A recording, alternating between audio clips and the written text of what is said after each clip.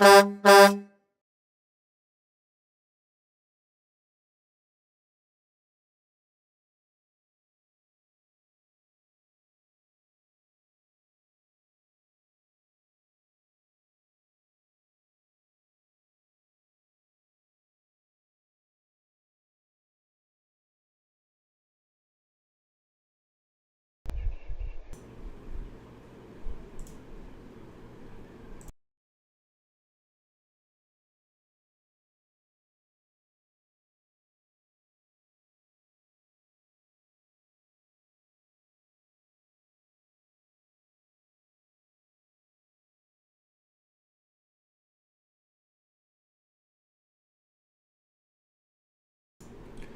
everybody, sorry about that, a little audio glitch here,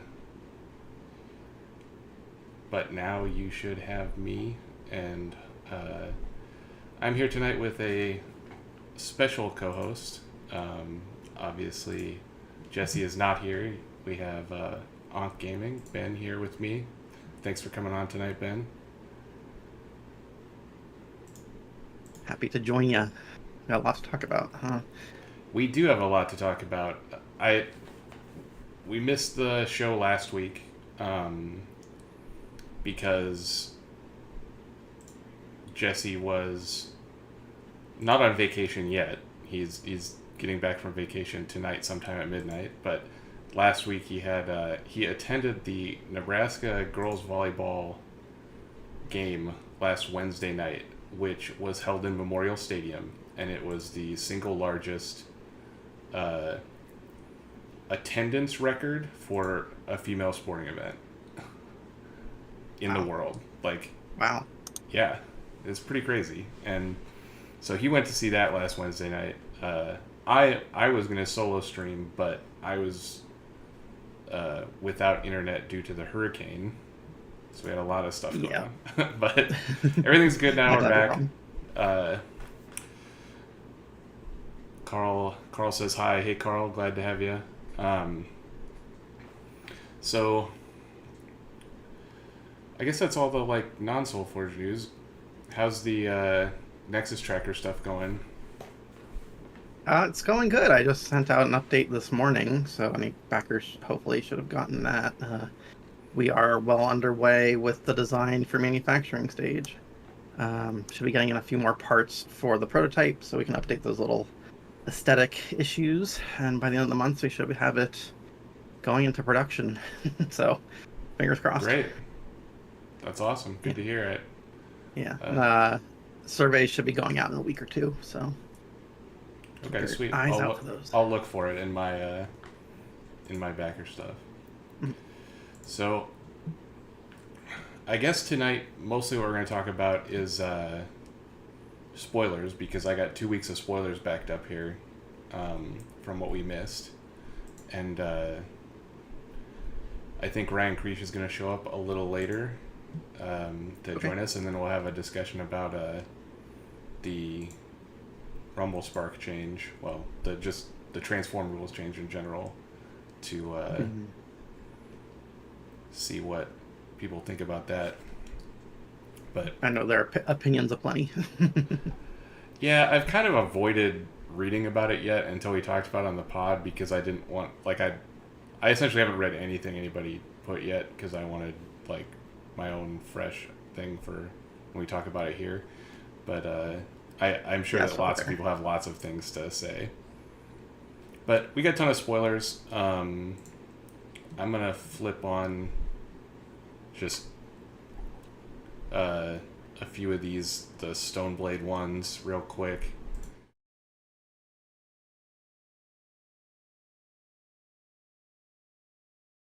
Yeah.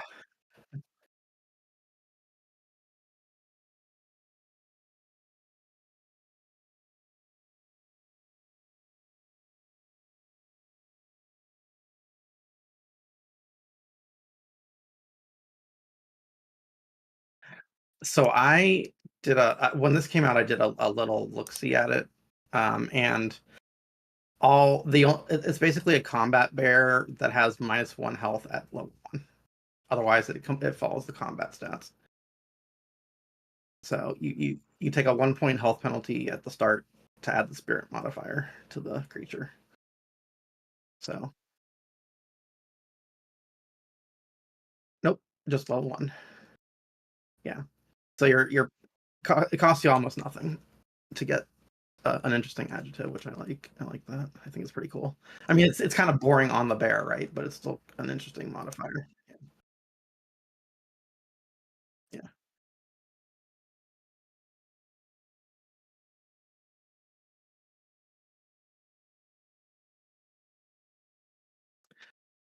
So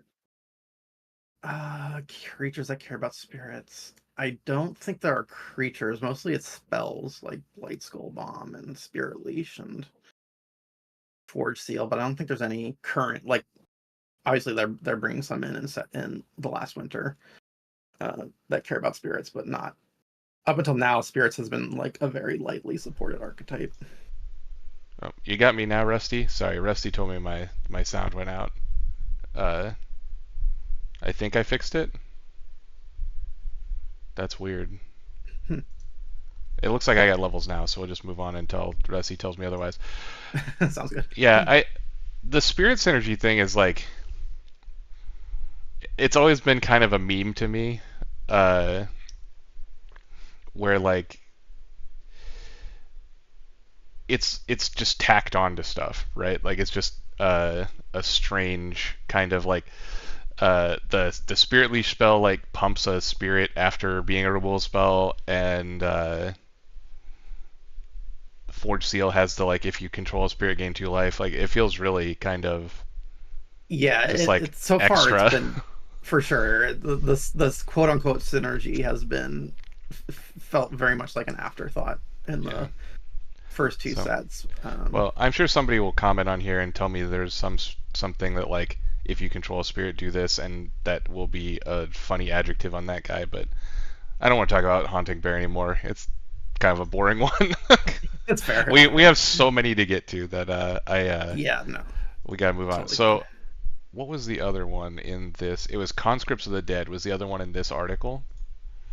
The one with the haunting article was the Caller of Souls was the one that Oh, paired with my the bad. We'll bear. come back to this one. Where's Caller of Souls? There it is. Okay, so Caller of Souls. Yeah, you're right. This one actually is cool. Like this guy's interesting and fun, and Yes, yes, uh, I got him up on the screen there. So 5'3", 4'8", 313. So his stats are like they get inverted hmm as the game goes on, and then he's got just a very reasonable deployability of choose one, upgrade a card in your hand, and discard it, or a card in your discard pile. Level 2, upgrade a card in your hand, then discard it. Then you may upgrade another card in your discard pile. And finally, his last ability is if you have 3 or more spirits in your banished pile, destroy this to destroy all enemy creatures. Which is yeah, kind of this is bonkers. this is a very strange card. I mean, Yeah, I mean, I kind of get the theme of it of like it has the two upgrades. So like, yeah, I guess the idea is you're gonna upgrade your spirit, so you're throwing the lower level versions into your banish pile up to the point where you can like get yeah, this it one-sided board wipe in cycle 3.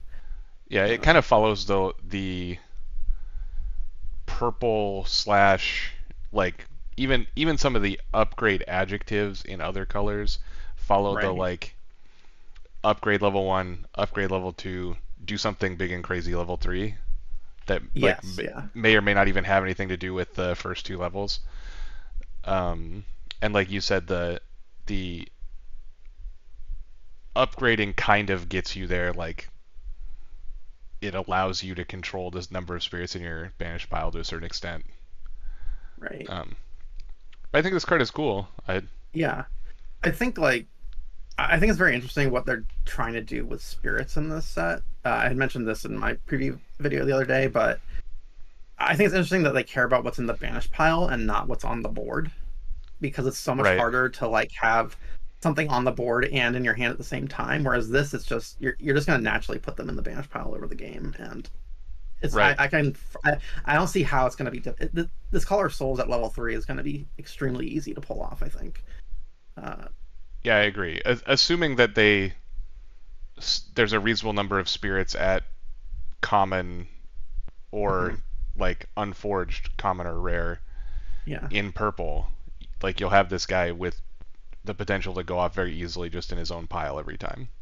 exactly. And In his own presumably the algorithm will include at least one. So right. And you were saying about how it's like the banish pile versus in play, which is also a a thematic thing because since they're spirits, they're not, they're dead already, yeah, which is like a cool thing if just from like a design perspective, I think. yeah, and flavor of it. Yep. Yeah. So I think this card's really good. Yeah, I'm excited to see how it plays out. Especially nice that it has like a nice attack on the first level, so it can trade. And a Even though that's reasonable one on the second level. yeah. Uh, Well, getting two upgrades out of it on the second level is pretty spicy. So yeah, yeah, it is. It appears to be worded in a way that you can't double upgrade the same card, but right. But yeah, I since it mean doesn't care this. about the level, you can easily play a card before it. That's like a level one upgrade to a level three. Like just Right. bypass it. Yeah. Yep. Yep. So I think it's like this is a very good one. This is one of the very best ones we've seen spoiled up to this point of all spoilers, I Yes. think. Yes. That third level ability is crazy. Well, yeah. I mean, situational but crazy. It's easy two or three for one, for sure. Yeah. So they also had on the, let's see, I thought there was one other. Yeah, there was an article that had Flamestroker Ritual and one other I'm trying to As a find. ritual, and I think it was the conscript the dead was Yeah, in that that. was the Yeah. conscripts. Okay. So I have Flamestroker Ritual up here. Um, this is an interesting card. Hmm. Deal 4 to one of your guys, deal 8 to them, 5 to your guys, 10 to them, 7 to your guys, 15 to them. One of their creatures, not to face. It'd be crazy if it did 15 to face. But Yeah, that'd be uh, huge. this is like usually a very good play, I would assume, since you have control over the targets. Like, there's always a guy that you know is going to trade anyway, so you just like ding him down to 1 life and kill one of their dudes. Right. It's kind And of. I was obviously, gonna. like Thundersore's best friend. Yeah, for sure. Hopefully, Thunderstorm made it back in. I was Yeah, gonna say this is just like the red version of Grave Pact with a chance that your creature might survive. yeah, that's a good way. So, I mean, um, the mine is the red like like attack penalty, yeah, but the red self damage theme I think is a cool theme in general, and this is one mhm. of the very best cards I think that they have printed so far that follows that. Yeah, yeah. Especially It's since you're like doing twice as much damage to their creature as you're dealing to your own. So, right. um, It's I mean, I don't know the level 2 level 3 numbers of disintegrate, but I know it's the same at level 1. yeah, It's think it's like 14 and 20 or something like that. I'd have to look it up, that's okay. but I yeah. more Shardback, please, says Ike. Yeah, I think we did confirm that Shardback actually is in the set, though the Furious modifier is not. That was Yeah, you're gonna have to something work that a was little on. harder. Yeah, that was something that was on the Twitch chat a few weeks ago. When we were talking, I don't remember what card we were even talking about at that time, but uh, Nick was saying that Shardback is in the set. Yeah. So obviously it's good with that. It's good with all of those things, all the self damage things, and in general, I just think this is a very good card by itself because you have so much control over. Yeah. Just you always have like a crappy dude that's going to trade anyway. Right. It's just a matter of making sure that you have stuff with high enough health that can survive it and Yeah, still I guess profit. the the 7 at level 3 is like that's a guy that maybe you don't want. You're in a weird place where you have like a 10-10 trading with their 10-10, I guess, is like the time Right. that you flamestroke your own guy.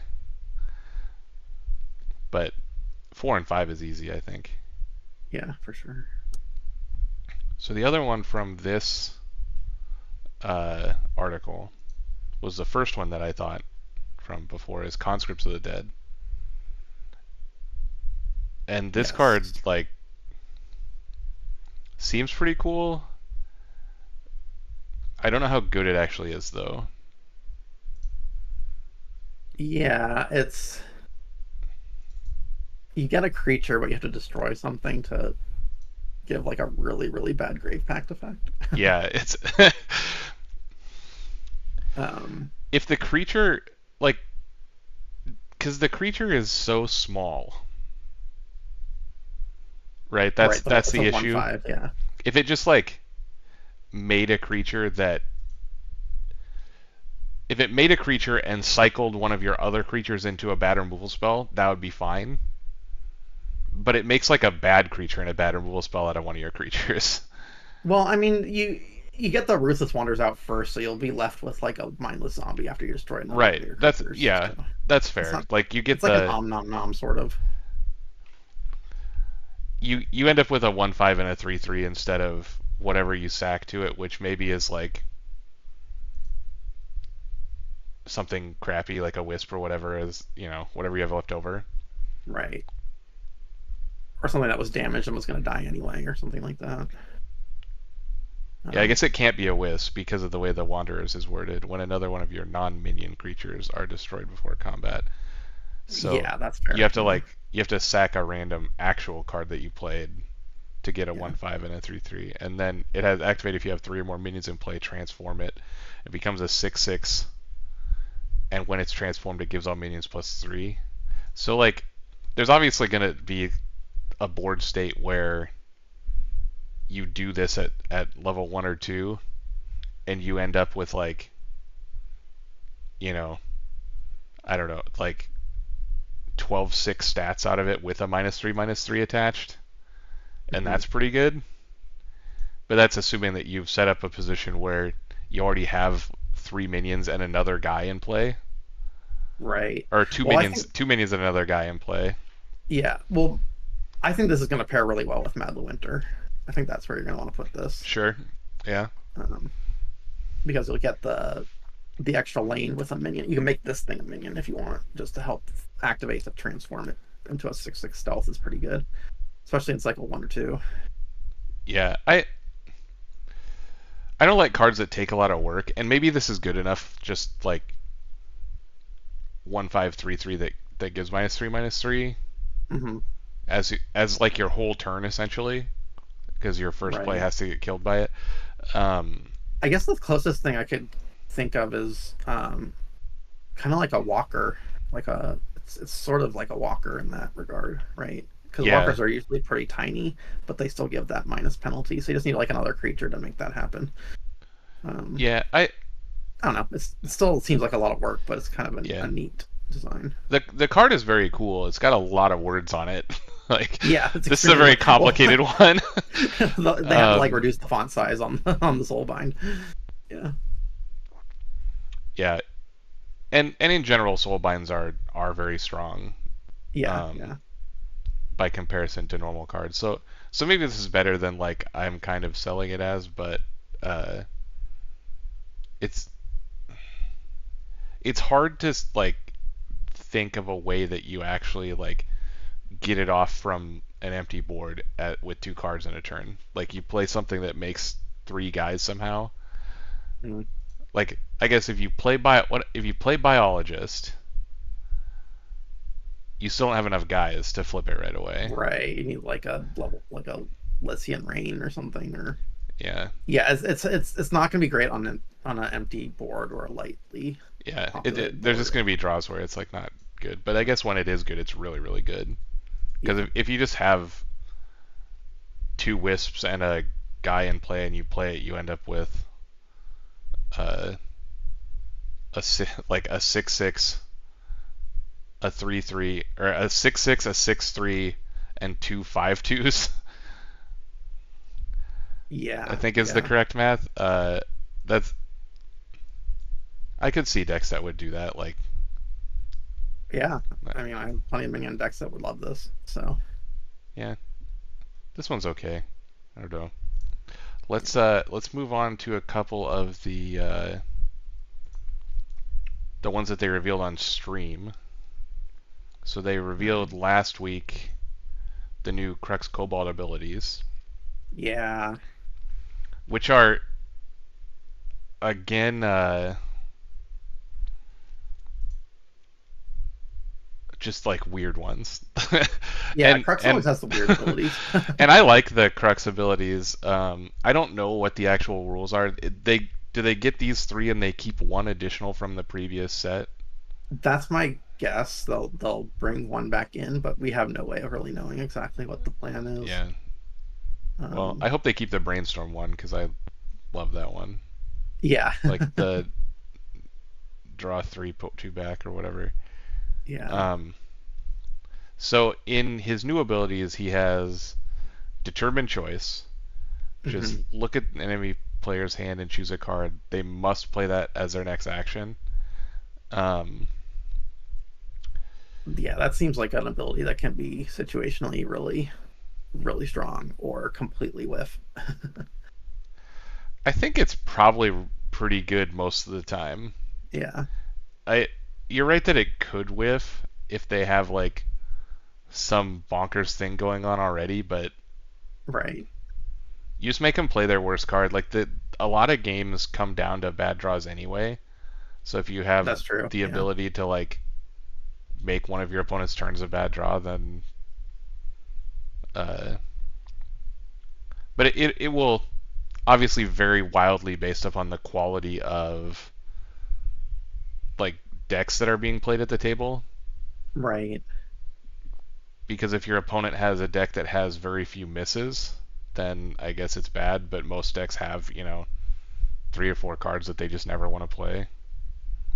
And also, Right. if you Yeah. have that ability at like cycle 3 or 4, a lot of like essentially every deck is going to have like a random level 1 in their hand at in cycle 3 or 4 that Yeah. It seems like a really you good just disruptive ability, yeah even though it just doesn't directly affect the board. well, it affects the board pretty good if you force your opponent to play a level 1 at a late cycle, I think, as opposed to a Right. But level. But yeah, I agree. yeah, but if like they're ahead on board already, if it's gonna be hard Right. not It to you keep. yeah, you can never come back. Right. Yeah. So his other one is Mind Wipe. Give up to two creatures -3 attack. This turn they lose all printed abilities and gain Defender. I assume that this is like level based, so it'll be smaller at level cycle 2 and bigger at cycle 4, the amount. But this ability seems fine. Yeah. Yeah. I like that they're bringing in that ley line vermin ability, or I guess batter height ability, and that always kind of felt like it was more of an Alolan ability anyway, even though they initially put it in Utera. Yeah, that we've seen a couple times now, just even in the spoilers for this set, that they have been moving abilities that Around. we would Yeah. have thought were traditionally in another color. Um, and you're right. I mean, I think the like silencing the guy is more of an Alolan type thing even before now, but uh,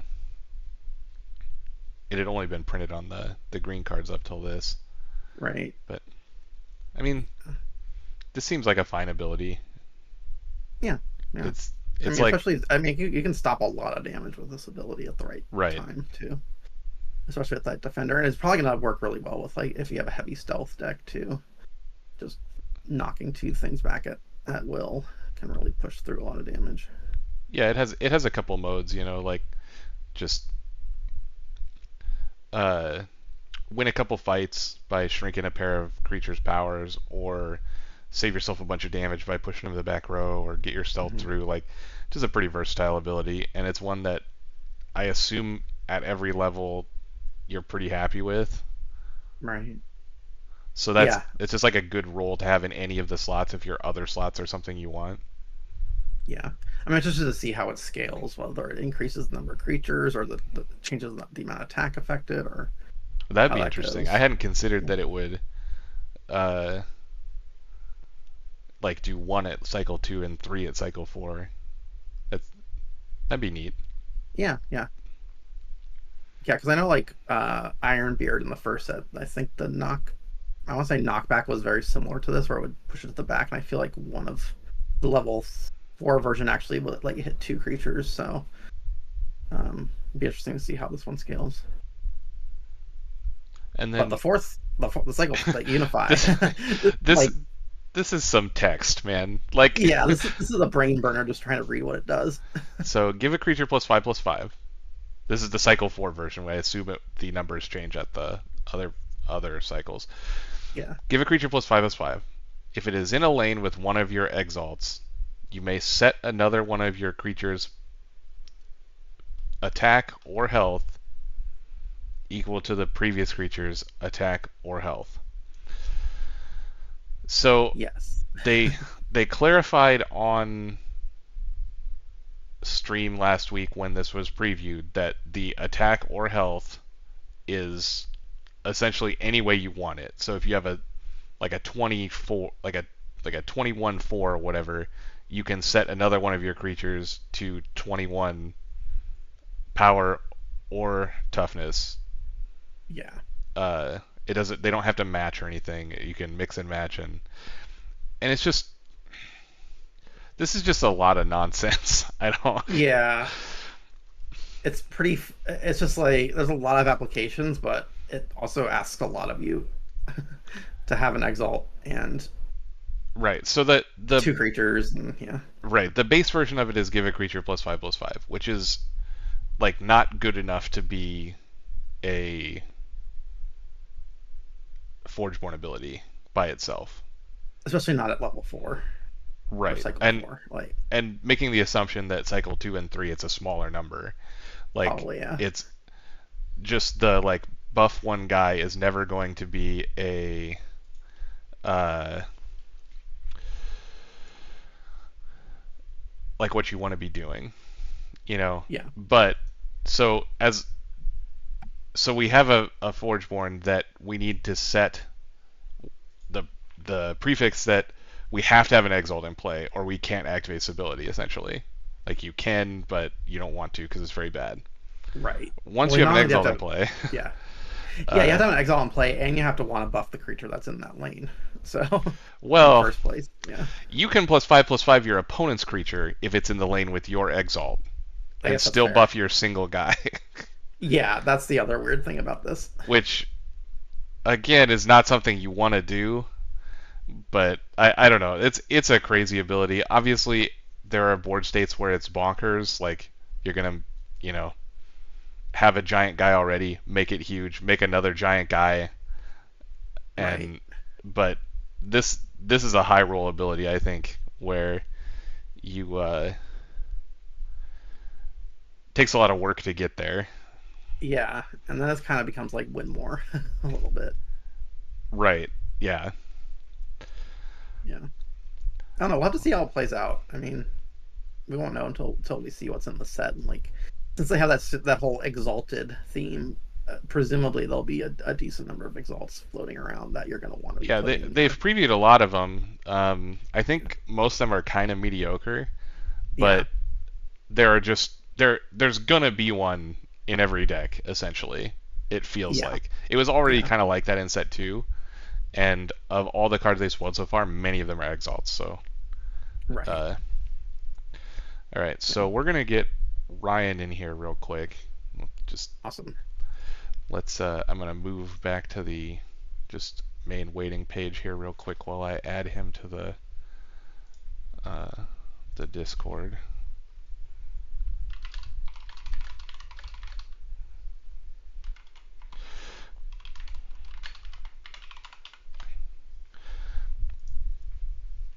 But I don't know. I like Crux. I liked Crux previously, but he felt like he suffered just from like being in only a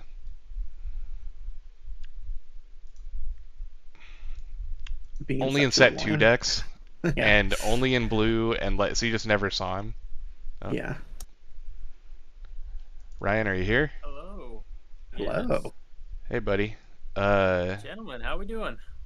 Good. How are you? Great, great. Yep. So we got Ryan Creesh from Forgeborn Finishing School now. I'm gonna try to get you into the uh, trio host thing here. Gonna work a little YouTube wizardry. I don't know about YouTube. You got a camera? I do.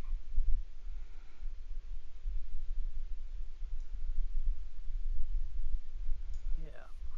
All right. Hopefully that works. Yep, I gotcha. Oh, I see your digitizes in the background there. Ah, yes. Let's get that. Oh, nobody can see you yet, Ryan. We'll get you there in just a I didn't say sec. anything. I'm sorry. Let's not spoil it for the YouTubers. It's always just got it hanging in the back of the desk there.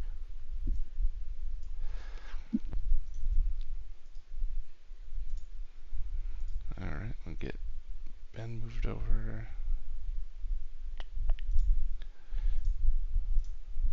See a Nexus box in the background, Ben. There, that looks sharp. A little packaging. Oh yeah, that's prototype. That's probably not the final, but Nice, let's see. nice. Yeah, my workspace of chaos. That's okay. We all got it. My room's a mess too, but I just clean up the part the camera's pointed at. Yeah, I can't do that. Yeah, I have stuff strewn a little bit about. Okay. So I got all of us here. If you want to show off your digitizes, you sure can. Yes, prominently displayed there in the background. Since we're gonna talk about how awesome these things are, we'll get it up here for a nice Yeah. showing. The when you brought that plastic holder thing to Gen Con, man, uh, it really I don't know. I don't know how I should feel about all this, but Well, with great power comes great responsibility, so I had to share it a bit. But Can't hog it all to yourself. that's right. Share it with the world. all right. Well, let's get back into some spoilers here. We just finished talking about Crux. So the last Stoneblaze spoiler was actually on the stream tonight, and I don't even know if I have this one for you guys because I snipped it during the stream. Yeah, I definitely missed it. I unfortunately had some work requirements, so I wasn't able to join that today. So this will be exciting.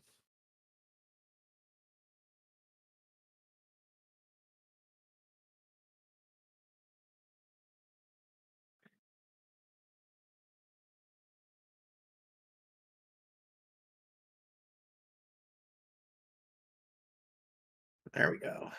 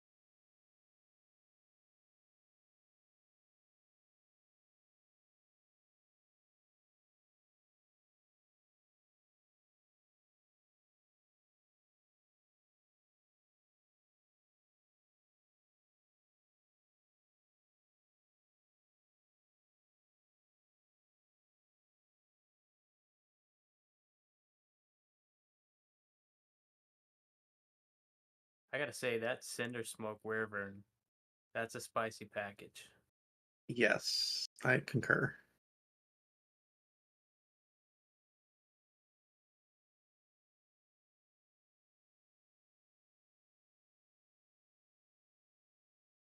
The Cinder Smoke Newt and Ice Frost Newt. So have we seen the transformed versions of these two dragons? Oh, Yeah.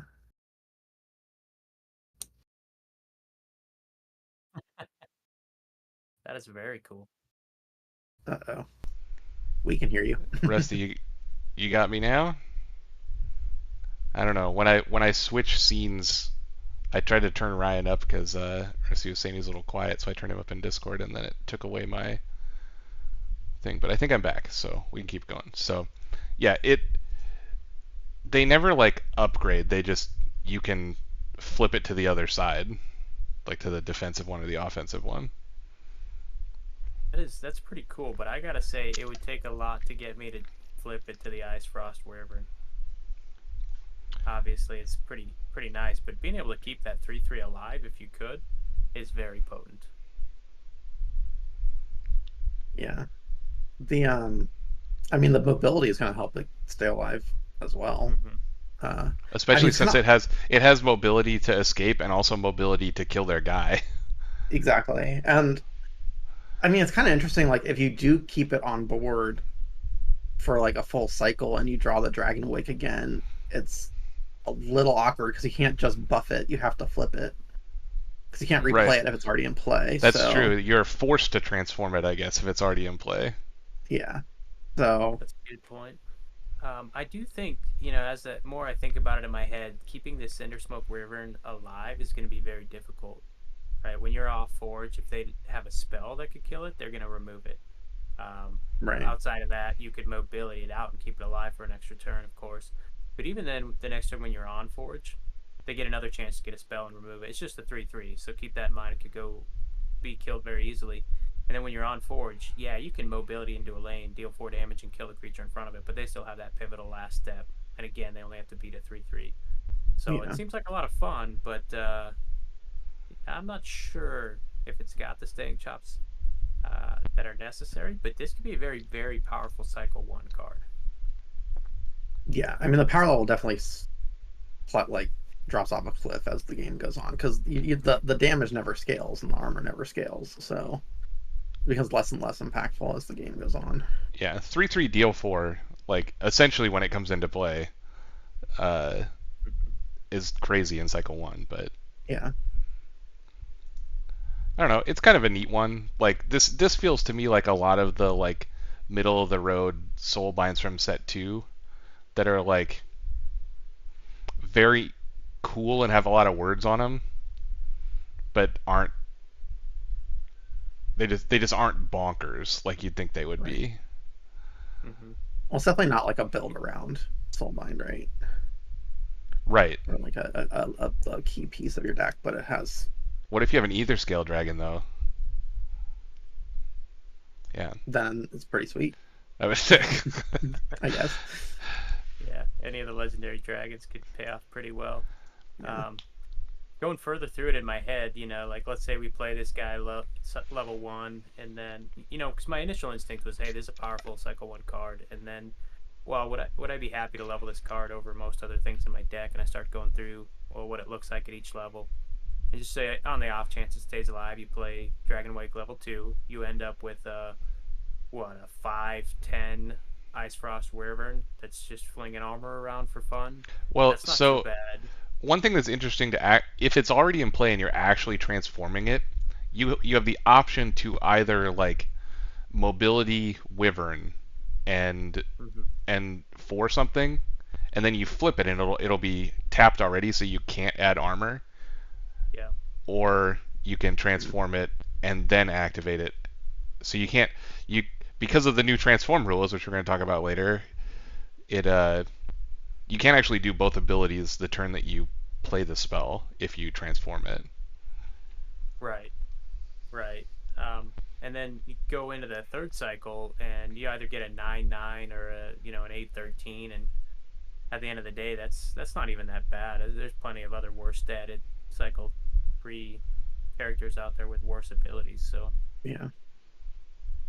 I mean the what is it? The Frost main dragon was a 9/9 at its highest as well.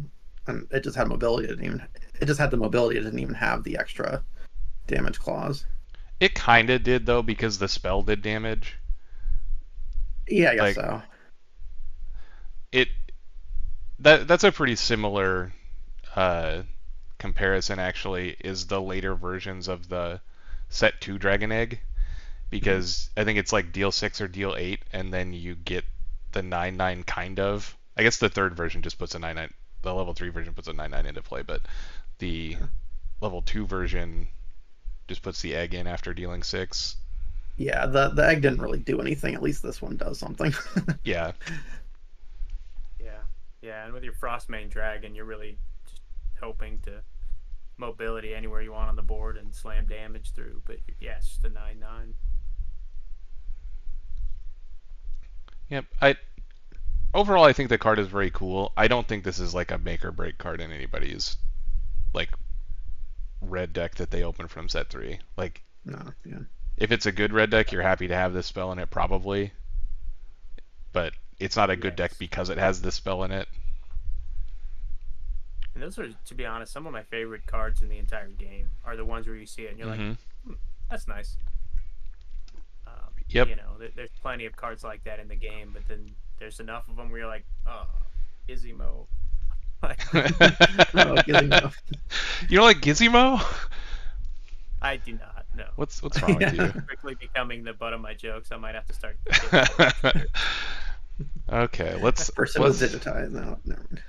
let's start taking a look at some of the other ones. These are some that other content creators had done in the last 2 weeks. I have Everflame Spirit here that Eli more than most had, and I have a link to the video uh, review that he did as well that was for this spoiler.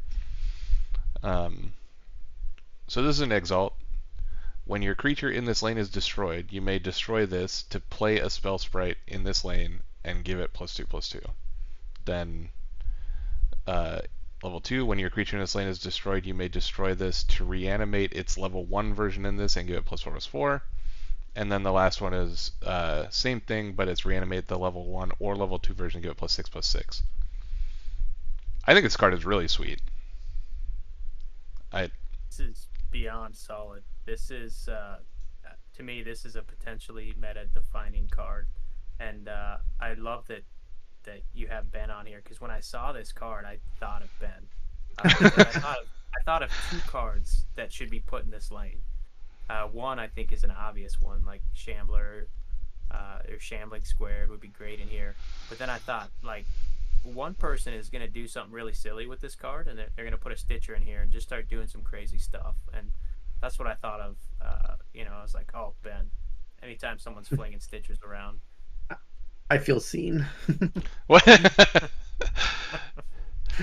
Yeah, this is yeah, I mean just the stats you get out of this too. Like the fact that it's the level 2 cards bring back a level 1, but that +4/+4 is enough to make the level 1 into essentially whatever its level 2 version would have been, right? Like Yeah, pretty close. +8. Yeah, it's or maybe even exceeding sometimes because of how stat allocation works. So you get to redo activates, you can redo deploy abilities. If it's the level 1 that was already in there, it just comes right back, right? Like you don't have to like have it. It could be a level 2, level 3. It doesn't matter what level it was on the silver version of the Exalt. You just bring back the level 1.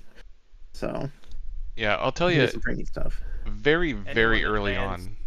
on, very early on in my Solforge career, I was hanging out with Shadow, and I asked him like, "What's good in this game?" And he described the card Stitcher to me as like the only real access to the banish pile uh, that existed in the game, right? Just Yeah, pretty like much. general Yeah. general access to the banish pile. There are other things that reanimate stuff, but they're very specific what they reanimate and how they work. Right. Um, and this is a little specific, but it's a lot more general. And I mean, this feels like a very powerful effect to me. It's certainly a very unique effect because we just don't have a lot of stuff that uh, reaches into the banish pile that way. That's like makes it very consistent. Like it's always going to hit, and you get to redo deploy effects, and you get to make an additional guy for free without playing a card. Like you, uh, I don't know. It seems very strong. Yeah. I mean, it still costs you the card, so it takes the place of a creature essentially, but you're getting the creature you want back. And even just the 3/6 spell sprite in cycle 1 is nothing to sneeze at, right? Because it's going to grow pretty easily.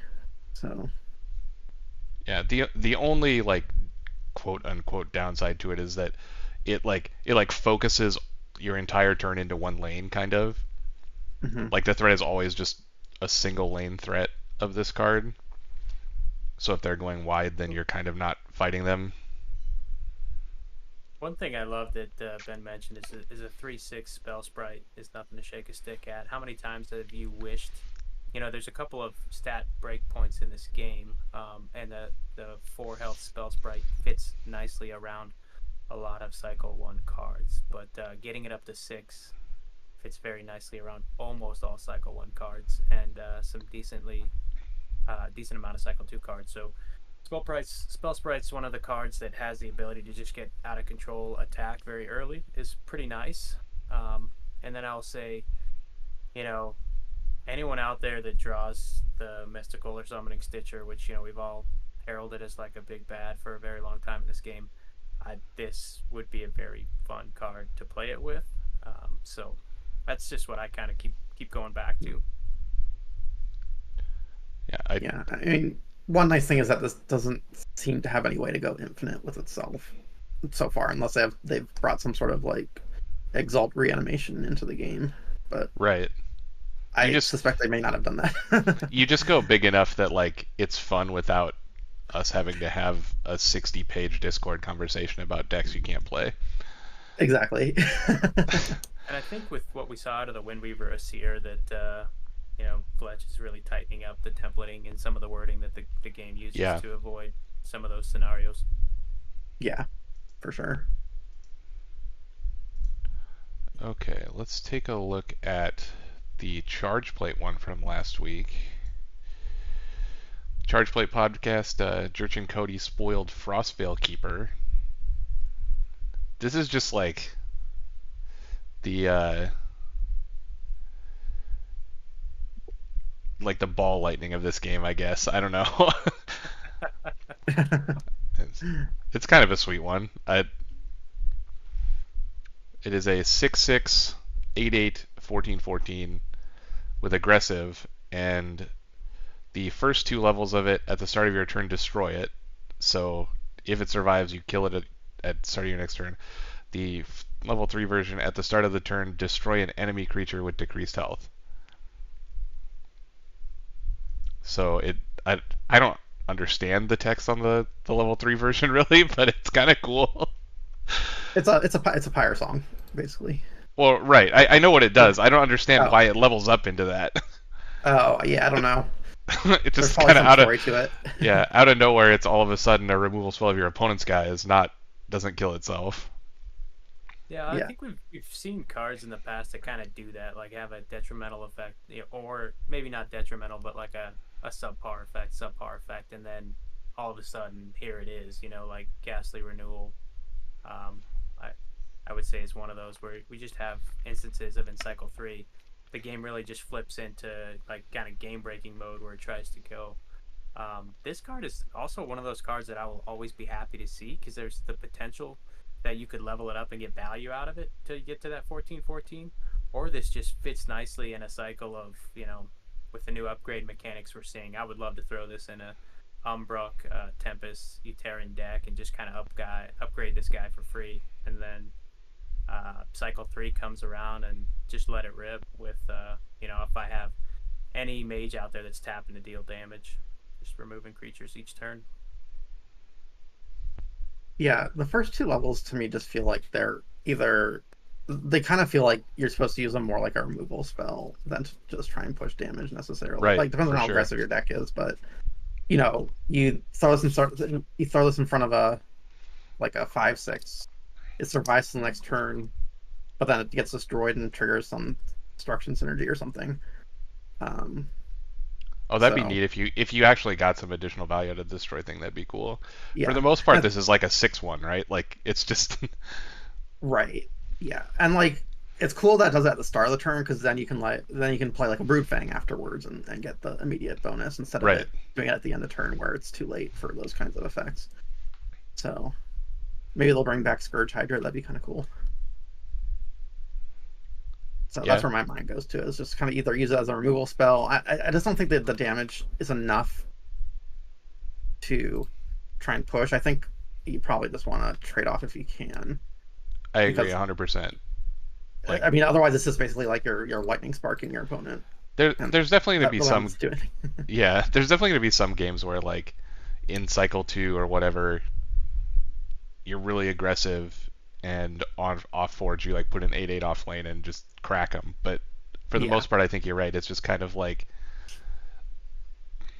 a different version of what's the really bad green card from set 2? It's like a 6/8 that dies when the nothing's next to it. Oxidon Rager. Yeah, Yeah, like that card like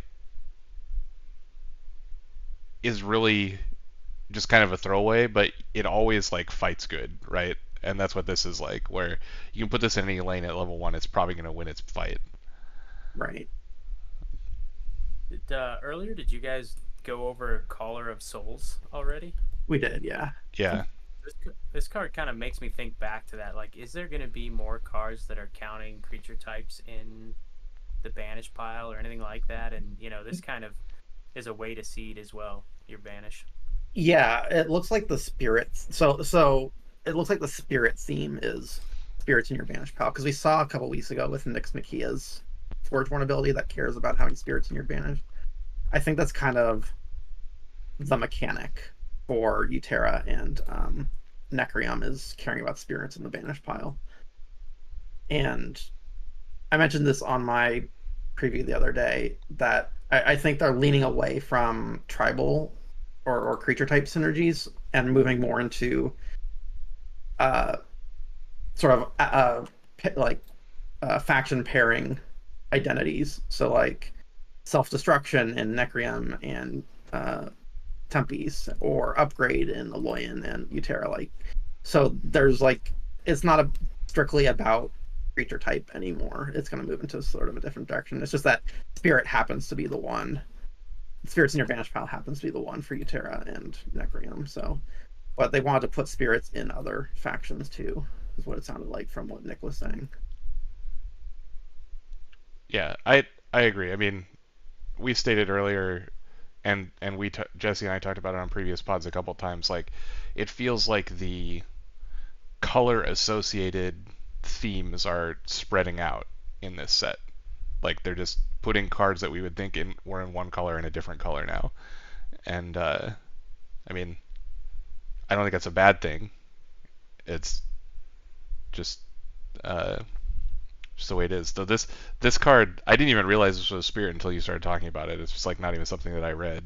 So I guess it killing itself does put spirits in your discard pile, in your banish pile. Just yeah, yeah.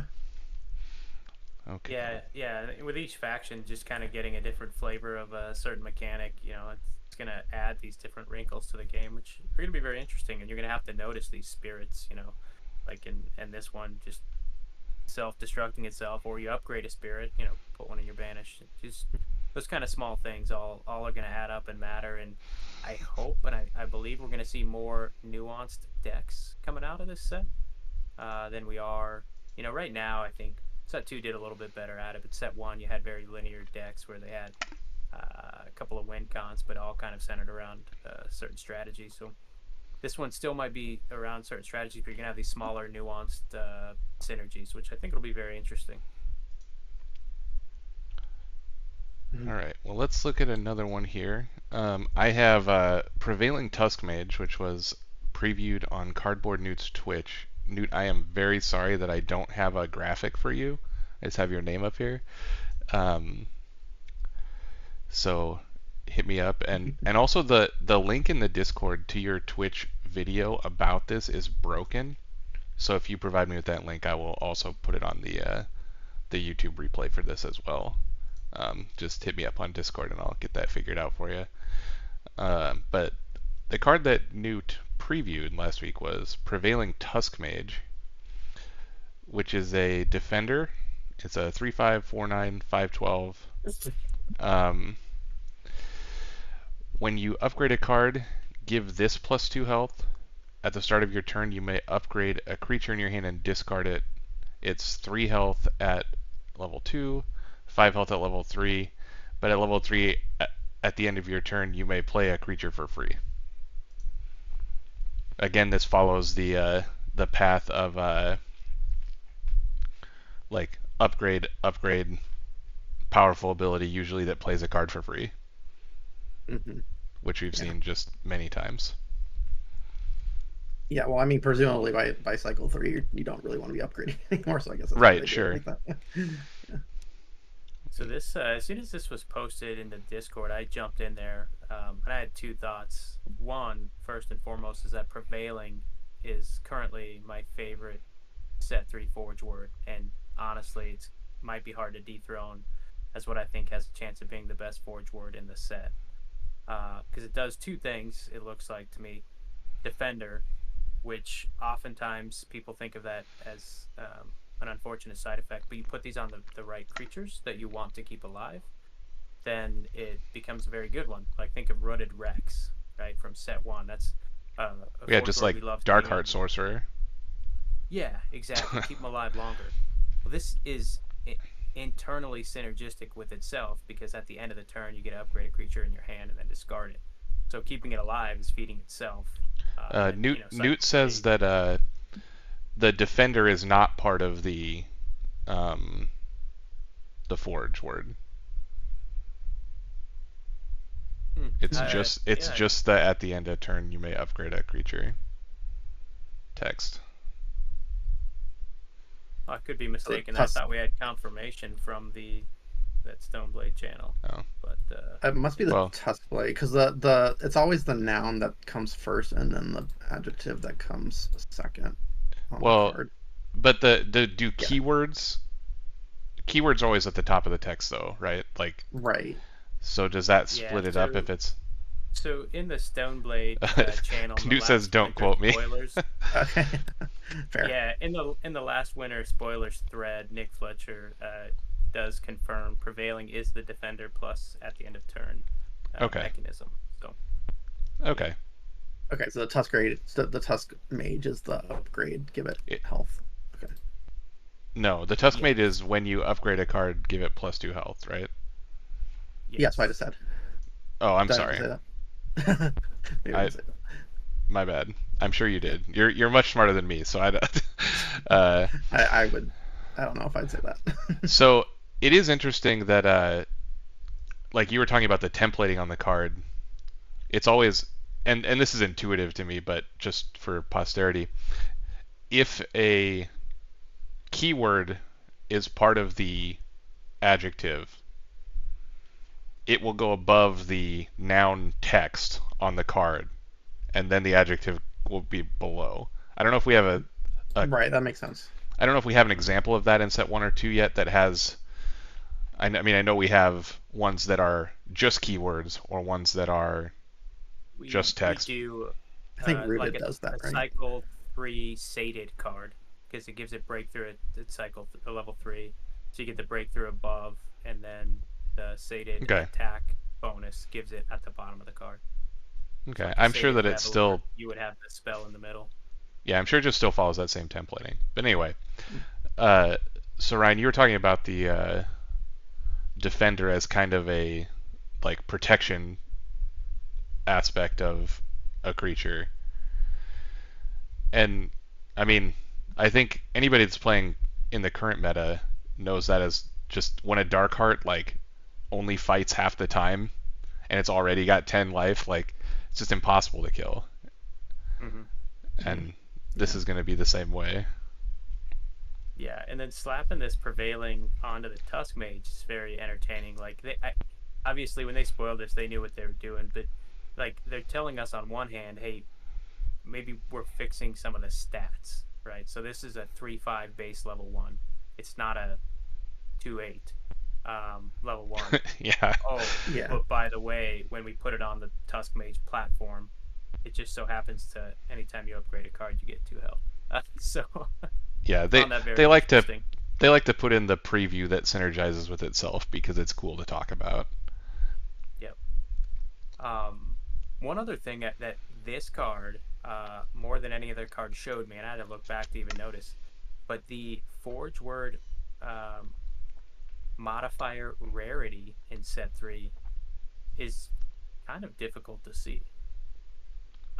And so I think you innately think that the iris of the eye is the base creature's rarity, and then the I don't know, the white of the eye is the forge modifier, but that's not correct.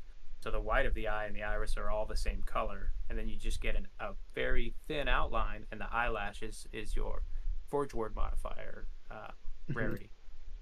Yeah, we had some questions about that on the on some of our initial previews that just like we were looking at a card like Frostveil Keeper, like we just looked at and said, is this a forged creature somehow because it has the even just the regular icon has the center of the eye and the white of the eye kind of as a different shade just for any particular card.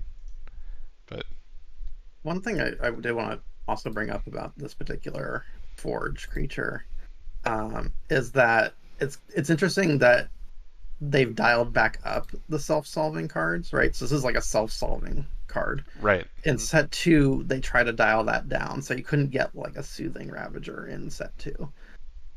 So it's interesting to see them kind of dialing it back in the other direction, where you get this sort of self-solving card where it asks for upgrades and it gives you upgrades. So I thought that's kind of interesting. It'd be interesting to see what other ones that self-solve come out in yeah, this set. Ryan, Well, you can't get a soothing Ravager anymore. That's a good one. It's a good this, one. yeah, It's also very interesting that it's a common rare, so we're gonna see it. It's yeah, not gonna be that hard to find. yeah. On the same level roughly as a Furious Shardback, maybe slightly less, but All right, let's check out a couple. Nathis had two. Um, so Nathis Gaming, our Solforge World Champion, on his Mhm. Nathis Gaming on Twitch and on YouTube, had Nature's Progression, and the other one is a Loyan Monolith. But we'll start with Nature's Progression. Um, it's a spell. Give a creature +4/+2 +6/+4. The last version is this is free. Give a creature 6/4, and then the second half of it is you may upgrade a creature and discard it, and then on level 3 you may upgrade a creature in your hand. Mhm. Again, following the like level 1 upgrade, level 2 upgrade, level 3 is crazy. Crazy anyway. yeah, Yeah. actually, I mean, this level 3 is just it's tamed down a little bit compared to some things we've seen. Even like it's good, don't get me wrong, but I'm not sure it's worth leveling this up the old-fashioned way. Yeah. It reminds me of Energy Surge in a way, but rather than getting a gizmo, you're just buffing a creature on the front. So, And that's a very good comparison. But then at level 3, Energy Surge, you get to play that card for free. So that's what I mean. but you This get is getting a this. little bit more I mean, you tame. get you get the progression for free at 3, so it kind of balances out. That's a good point. Yeah. It just means you have to have a creature on board when you play it, rather than um, Yeah. vice versa. One unfortunate thing for this card is, as we've seen in the previews, Utera has a bunch of upgrade stuff baked into it now, but it doesn't upgrade spells. So, like you were saying, Right. Ryan, this is you definitely have to upgrade the hard way uh, to get there. At least in green so far. I'm I'm still hoping we just maybe haven't seen it yet. That Tempest is going to get a little bit of upgrade spell mechanic, but you know, at this point, I guess I thought we would have saw some of that by now. Maybe they're just keeping it close to the chest. Or maybe that's set 4. But that's like the logical extension, right? That Tempest would get the spell upgrades. Yeah, since green is getting the creature upgrades. Yeah. And I that will I say mean, though, then you get the full rainbow of upgrades then because blue just gets upgrade in your hand, purple gets upgrade in your discard pile, and then green gets upgrade creatures, red gets upgrade spells. Right. The cornucopia. Hmm. What are your thoughts on that? Right, that giving upgrades to all factions. Um, like, I mean, I think personally, I think it's interesting just to give Utera and presumably, if it ever comes to Tempe's a little bit more late game viability, because I've noticed that when you have free plays or upgrades, your second and third cycles just seem to go much more smoothly because you're getting more level 2 cards and level 3 cards than your opponent is. What are your guys' thoughts on that? Well, I think having played the game more recently and just kind of seeing more of what people are doing at a high level now, that's the upgrade decision is like that's the whole game almost, right? Like Mhm. the tactical decisions that are like board state based are very simple, like compared to most games, I think. It Mhm. the the overarching like deck quality discussion is I think what really separates the good players from the great players is like the ability to see how the game's going to move forward and pick maybe a worse tactical play to level up later, right? Like those are like the more difficult decisions and more of what the game is about. And I guess I don't know if this takes away or adds to that really. It's kind of a strange question. Like, does this make it easier or does this make it harder? I think you're probably onto something, that if you can just wholesale upgrade, more than well, so one of the things about, one of the decks I play the most is that oftentimes you're playing a bunch of free cards. And even if the value of like a Zerathusaril level 1 is just a 3/3 minion, isn't that extreme? Like, you're still leveling it up and keeping it somewhat on curve, and the more cards you're able to do that, the higher chances you're going to have an acceptably versatile hand in cycles 2, cycles 3, cycles 4. You lessen your chances for the one turn in cycle 3 where you get all level 1 cards, right? Because in a competitive match, that sometimes is the death knell for a game if you end up with a dead hand because you leveled up all your prime things and you had to skip a bunch of other things, and then you just get that unlucky convergence of a hand where you get a really bad one, and the game can slip away. So you're definitely lowering the likelihood of that, which I agree with you. I'm not sure how I feel about that, but you might be onto something where it may lessen the impact of your early game choices if you're able to upgrade wholesale. It it feels to me like it's probably good for the game in general because if we hit like there's like a threshold of the I don't know how to say it, like a density you want in the game of cards like this that makes the number of hands you're talking about that are just essentially unplayable like a very small percentage of games because we don't want games that end that way, right? We want Right. there to be decisions to make for later, like the upgrade type decisions we were talking about, Mhm. but we also want the number of games that end in just 5 level 1s in cycle 3 to be low. And so there's just like a nice middle ground. I don't know what it is or anything. Maybe Stoneblade does, but adding cards like this is going to decrease the number of hands we have like that in general. Yeah. One thing that I do like about this card, just to go into that, is that, like I said before, I'm not sure I like this card or I think this card is that great. And what it actually does then is forces you as a competitive player, do I play this subpar card because I know it can level the card I really want to play, and just take the stats and kind of move on, like you said, make that subpar decision, but you're still able to level something up that you kind of need to. Yeah, I mean, my thought is that with these upgrading cards, it's kind of like a smoothing mechanic, right? It helps to reduce. the amount of non-games that you might encounter. Right, I guess absolutely. if you're playing like Magic, it's the idea of having cards that help you to keep you from getting too much mana or too little mana in a game, right?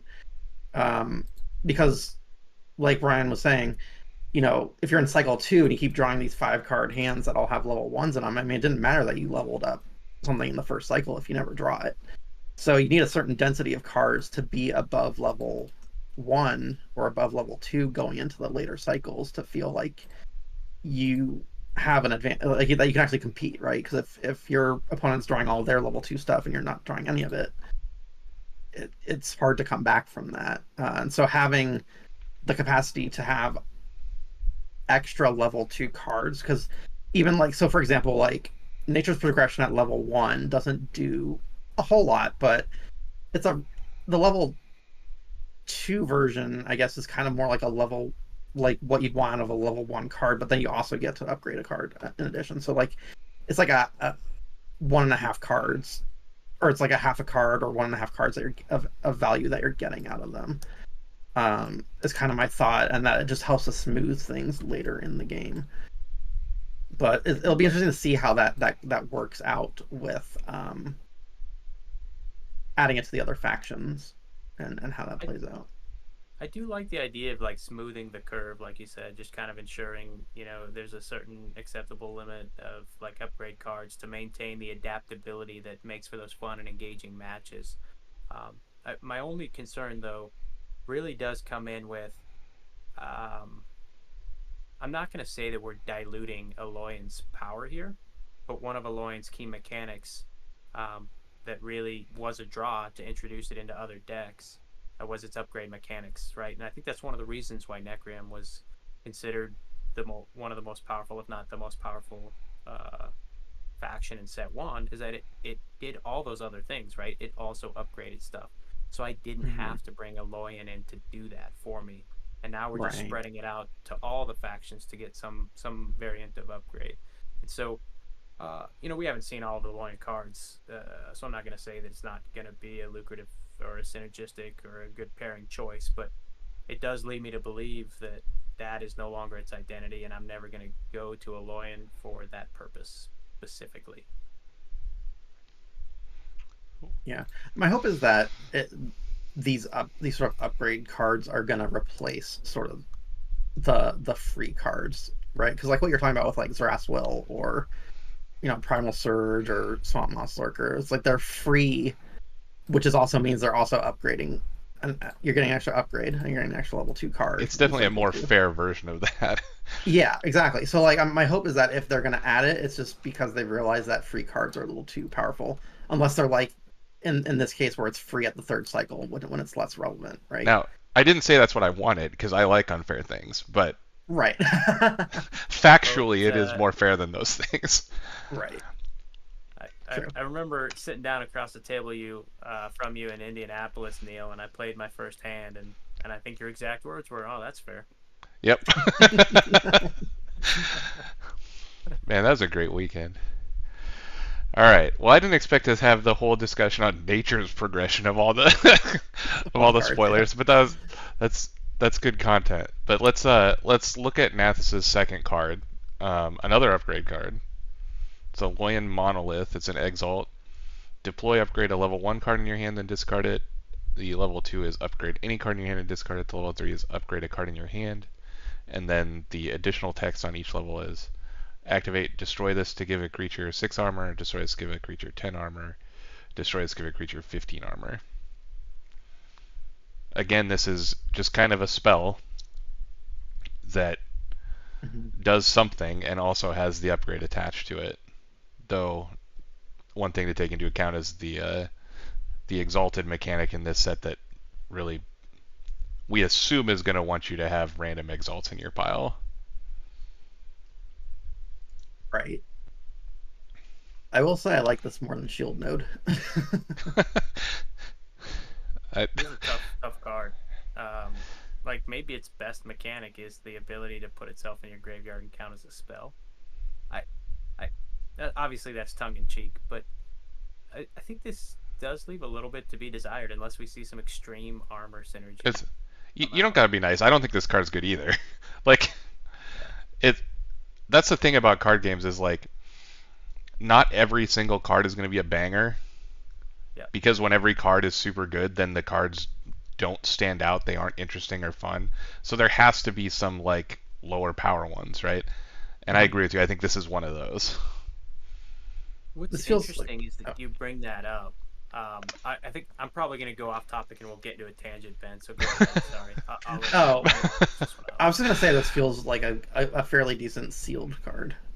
Like it just drop it out, get an upgrade, save your creature in combat, so you still get like an equity on the card play. So you're not really losing an action, but you're still getting that free upgrade and being able to protect something. That's all I was gonna say. But it just doesn't seem like it's a competitive, super competitive card unless there's some armor, like heavy armor synergies that we haven't seen yet. I am, before we go off on that tangent, I'm wondering how much of this is buried under the ground for it to defy physics like that. That's another thought. But So so It's rolling, can't you Fletch tell? It's like rolling on. yeah, well, Fletcher's in the chat here, and he says this is probably for our previous conversation because there's a little bit of chat delay, but upgrading in other factions definitely isn't an evergreen mechanic. It is more focused on the different cross-faction archetypes, which was major design philosophy for the last winter. But it is something Utera can do now. So he's essentially saying like for this set, because of what Ben was talking about, what we were talking about earlier, that the mechanics are spread out among the colors more. It's happening now, but won't be forever. mhm. Yeah, and it's gonna be very, very cool after we get 4 or 5, hopefully more sets down the road, and each one has a identity. That would be really cool, and you can kind of see that this might be part of that here. Mhm. If I could step off into that tangent, because you're talking about like, hey, card games have to have dead cards. They have to have subpar I, cards, so I didn't that say way when you dead do cards. hunt, You don't want them to do actual nothing, but oh, I right, agree. right. Subpar is the correct assessment. So I've been, tinkering with another trading card game with my kids, and it's been fun to play, at that level. But one thing about that game is there are totally dead cards. You can look at a card and then look at another card that's in the same faction and say, oh, why would I ever pick this one? This one is objectively better, without a shadow of a doubt. And what I think Stoneblade has done really well, and this made me really appreciate what they've done, is that there's almost zero times where I look at a deck list and say, I will never play that card. I will find subpar cards, and we like to joke that there are dead cards. And every once in a while, you might find one, but there's sometimes always a scenario where that could be the card you draw in your deck of 20 that you can play. And that's like a really fine line that they were able to create that, because in this other game, there's a card where it is objectively worse and I will never play it. You know? One thing I Yeah, would I say mean, about that. Oh, go ahead, Ben. yeah, I was gonna say it's less about objectively worse or dead cards as it is. It's more about there's situational cards. There are cards that are going to be good in very very narrow situations, but when they come up, you have it, right? And that's when that's going to be interesting because this card I don't play 20, 19 out of 20 games. That one game where I did play it, it could make a really big difference. So that's what I think is kind of cool about the way Stoneblade has constructed this. So. Yeah, I think they do a pretty good job in general of that. The the thing I'll say about this game versus other games, I assume the game you're talking about is Lorcana because that's like what I thought you had been playing recently. But uh, for games that are distributed in random booster packs, having a card that is strictly worse than another card, while that's, I mean, when we use the word strictly worse, it's probably not literally strictly worse. It's like 99% strictly worse because there's some stupid corner case thing. But in general, cards that are produced in random packs can be played in a limited format where you're playing draft or sealed, in which case a card like that you would still play if you didn't open the other version of it potentially. And that's why Solforge works good in this way because playing Solforge even in constructed is very similar to like a sealed deck of another game, because you're not allowed to make the choices. Like if you open a deck that has an Alolan Monolith in it, whatever, and the set also has Alolan Monolith plus, that's like the same card plus one, you don't get to pick to play the same card plus one. You have to play the one you're dealt, right? Yeah. In your 10 cards. So um, I think I think it's good that way. Like you said, I don't think there's a card that I've ever seen in any of my decks, so my collection's not huge, that would be one that I would literally never play. But I don't think anybody has a deck like that, right? I agree that it's every card has its situational Right. use, and because of the nature of the game, like not having full deck building, those situations are going to come more often. Hmm. And Yeah. really, just thinking about that recently, I just wanted to throw it out there. Like that's a testament, and kudos to Stoneblade. We don't, Yeah.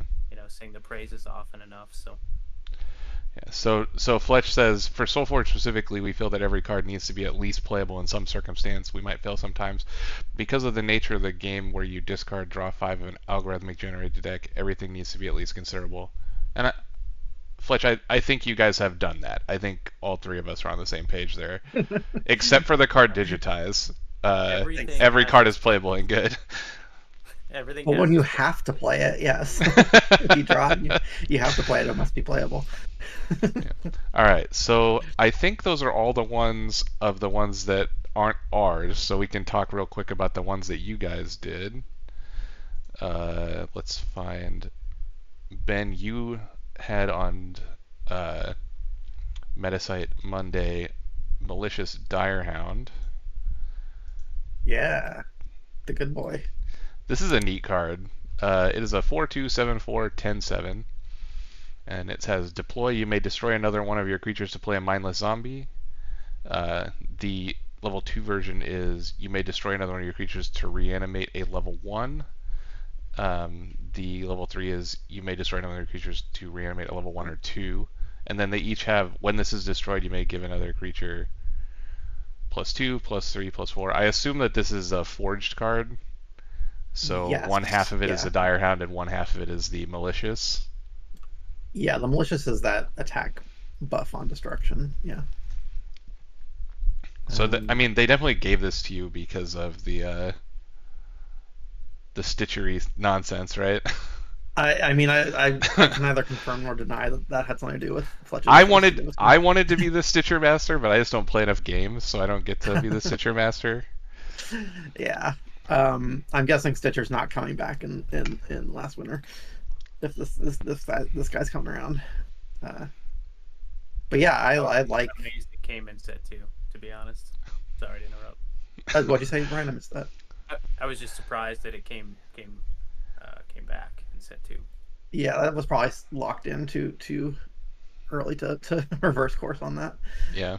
Uh, but yeah, I mean, it has a better body than Stitcher. It looks like just from cursory glance, and it's easier to use than Stitcher, even though it can't get as degenerate at level 3. Right? You can't bring back the level 3 thing, but uh, it doesn't. It has use cases even at the first level if you have nothing in your banish pile, right? So, I dig it. I mean, I've already kind of set my Yeah. piece The on my so YouTube channel. go watch the Metasite Monday video. The link is in the video description for Ben's full breakdown of this. But I mean, I But think I'd this like to hear card's what you guys great. think. Yeah. I I mean, I'm excited to go watch that. I've yet to watch it. The thing I'm most curious about is what is the stat cost of malicious. Uh, that's my concerning point. Yeah, my hope is that is not very much because you don't get a lot out of it. My guess is that most of the stat penalty on this card is coming from its deployability. Uh, because it looks like it's got about a if you add up the destruction bonus, it's got about a 6-point stat penalty by the time you get to level 3. So it's not you're not losing a ton for the reanimate by that point. So I'm guessing that the most of what is losing in health is coming from that stat penalty. But it's hard to say. We won't know until we start seeing, other versions and how the modifiers work. We get Yeah. ML Need Vambi the to tell us all malicious that. war tusk to figure it out. Yeah, exactly. Yeah, in general, I mean, I think this card is more fair than Stitcher. Like it's like a better card in a lot of ways. Like it's like just like a better design for one because Stitcher was so degenerate. Like in this game, it's weird to talk about that kind of thing because stuff only goes degenerate if it rolls in a really degenerate deck. Okay, so Right. Fletch says malicious is -2, -3, -4 exactly. Um, Okay, so you're -2 losing nothing. It's just being pushed into right. another creature after destruction. Yeah. Yeah, you kind of are. Like, granted, you're not losing the status transference, but if you don't have a creature to benefit, then you've That's lost true, yeah. that stat. So yeah, this it definitely could cost you. Yeah. The malicious half I'm not like super impressed with. It's fine.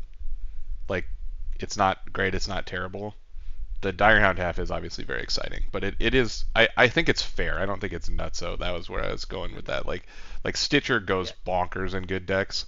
This is gonna go like pretty good in good decks. Um, And also some like, I mean, I mentioned this in my video, but the fact is, it's a lot easier to use in Stitcher because you don't have to have a minion out. You right. don't. It can be any creature, and you get to choose what lane you're reanimating to. It doesn't have to be the same lane. So it has a lot less. It's a lot less telegraphed than Stitcher is, in terms of how it functions. Mhm. Yeah, and I mean I think the card's very good. Yeah. It's up there of the previews we've seen up to this point for sure. Mhm. Yeah. All right, There, house -4, -4, -6. Okay. let's take a look at Ryan's card from last week, Preserved Habitat. Check out the Forge 1 Finishing School video link in the description for his video. But Preserved Habitat is an Exalt. It has the same deploy as the Aloyan Monument, except it's only a creature. And then when you upgrade a card, give your creature in its lane +3/+3 +4/+4 +6/6. And the bigger versions kill the littler versions, so you can't like fill up with them. It might be degenerate if you could have more than one of these. I don't kind of like they kill the smaller version of them ones, but this card is good, I think. Yeah, I think if you left the 2 and 1 versions out, it would get pretty quickly Right, out it'd of probably hand. be too good. I just Yeah. in as a general rule, I just like stuff that's fun. Yeah. Yeah, I think this is cool. It reminds me of I mean, we have seen like these do something, give the creature in this lane extra attack and health. This one's nice. Mhm. That's repeatable. But yeah, you were gonna say something, Ryan. Sorry. I was just gonna say, that it is a very solid card. I like the way it's built. It's not too much. It's not too little. It's a very good card that's good enough that you could build a deck around. But it's also good enough that it's just okay in any deck. I have high hopes that this makes Asperian combinations, um, you know, viable outside of just the Krogius upgrade. Like honestly, if you could pair this into a deck that likes to sling upgrades around, let's imagine Page Walker makes it in a set 3. You could put Page Walker in this lane. If you got that prevailing Tusk Mage, you just get the level 2 version in this lane. That it could be very Yeah, strong. like 4 of the green cards that we've seen previewed upgrade cards, right? Maybe more. So like Yep. obviously there are going to be decks that have this with multiple synergies besides the thing it does itself. It is cool that this is a card like you said that is both that like you're always okay having, like it's always pretty good, and also a build around me at the same time. Yeah. I wanna put this with a deck with like a researching creature. Just throw it in that lane, just have it get huge. Yeah. It's a sweet one. Yeah. All right, what do we have left? Not very many. Um, And every time I keep thinking about some of these cards, I keep going back to that Prevailing Tusk Mage. I'm excited to play that card. Yeah. Yeah. all right, so I think we've I think made it this is yours through. now. Yeah. Yeah, I think it's all of them are done except for the Shuffle Bus ones. So the Shuffle Bus one from last week that we showed off in the Discord is Hantu the Restless. It's a Spirit Dragon. It's a 4/5/6/8 11/11. It has when another one of your creatures is destroyed, reanimate that creature in that lane unless the enemy player takes 3, 5, or 7. So traditionally, I've never been a fan of give your opponent choice effects, but this one seems like this is just going to be a 4/5 that like threes them a lot, right? Yeah. That's just Yeah. eventually like if you ever get the reanimate half of it, you're just winning the game already, right? Because they just can't pay the life. Very rarely is your opponent going to give you a reanimate. Yeah, it's kind of like Stormcaller, where if they're gonna take the damage unless it's too late, like unless they can't, right? Yeah. So So, one curious thing on this. So, let's say one of your creatures is a minion that you cannot reanimate. Do they automatically take 3 damage because you didn't reanimate?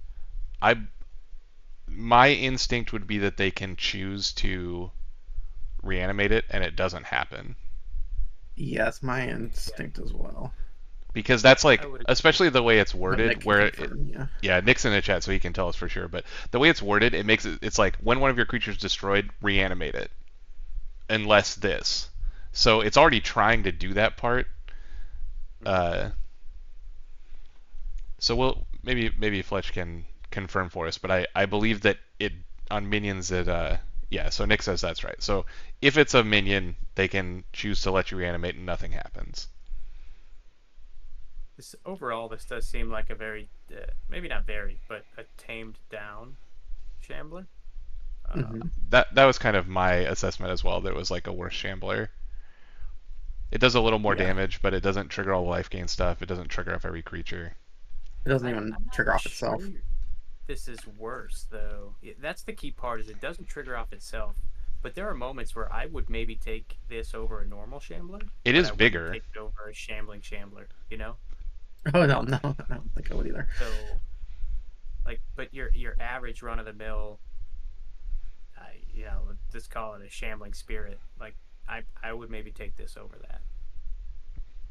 One thing to consider about this card is that it's not a forge, and we know that like those cards are much more common to see in decks than any of the forge Mm-hmm. creatures. So like there's gonna be a lot of decks that have Hantus in them.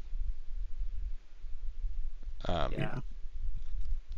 This is It's I another mean that fun doesn't card make it that I better or would. worse, but just gonna be we're just gonna see a lot of them. Yeah, this is another card that I would slap in that Everflame Spirit Exalt lane. You know, if Yeah. they manage to kill it, you just bring back the weaker version and just kind of keep going until they clear out all 3. Yeah, I mean I think this card's really good. It's not really a build around me, but it's just always going to be good in your deck. Very few piles of 10 are going to be bad with this in them. Like this is going to be like weaker than average in it or something. Yeah, and I think we've noticed that like the 4-5-5-4 stat line on cycle 1, like up against the competitive level, sometimes isn't enough. But like on a solid utility thing, that's kind of the expected, not too shabby stat line. Right.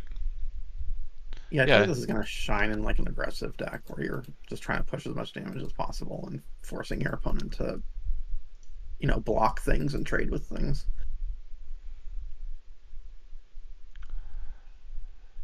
All right. Let's take a look at the last one here. Where did it go? Okay. So our new spoiler for this week is Cherish Shrine. So this is kind of a weird one. It's an Exalt. Level 1 is deploy, give a creature 4 armor. It has activate. If you have one or more spirits in your banish pile, give a creature in this lane 2 armor. The second one is destroy your level 1 Cherish Shrine, give 8 armor. Activate if you have 2 or more spirits, give 4 armor. And then the last version is destroy your level 1 and 2, give a creature 12 armor, and then activate if you have 3 or more spirits, give another 6 to the creature in the lane. So, I mean, the armor effect is kind of meh, but this is another example of what you were talking about before, Ben, of like all the spirit stuff. The theme is like banish pile spirits. It's not in play spirits. I mean, it seems like a decent enough exalt for trying to keep an exalted creature alive, but you know, I've never been a big fan of the temporary armor. Yeah, I agree. I just the amount of it just feels like the amount of stats that they like, the amount of armor they're giving is not enough to make up for the temporary nature of it. Especially when you have just as easily could have health, right? Like this could have just as easily said, give it 4 health and give it 2 more health whenever you activate it. Like that would not even be bad. Even your activates bumped up to like 3, 6, and 10 or something, just to kind of hit the thresholds a little better. 2, 4, it's like 1 and 2 isn't enough. Yeah, I mean, I don't think this card is particularly good. It's just another example of those cards that like it's very like this card is really really similar to that Alliant Monument card, right? Like it's like a random armor exalt. So it's like an exalt that does something, even if it's like closer to nothing than it is to something. But we're gonna have creatures in the game that want an exalt in their lane, so they have to have cards like this that fill out the decks. One thing I will say about this card, I think, is this might be like my favorite art of any of the spoiled cards so far. I don't know why, but this has like a different brushstroke feel. And just, I mean, the colors just really pop. The blue and the orange really do. Yeah, they're very vibrant by comparison to your average green card. Yeah. Yeah. So I don't know. There's a lot to say about this one. This was our spoiler for this week, and I kind of agree that it's just okay, not great. But it is an example of like I think there's going to be a lot of cards like this in all the colors, just to power out the exalt creatures as a mechanic. right.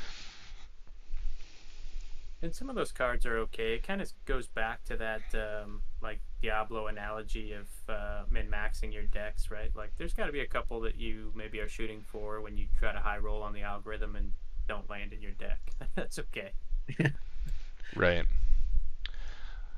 Okay, so that's all the spoilers. We did like an hour and a half of spoilers.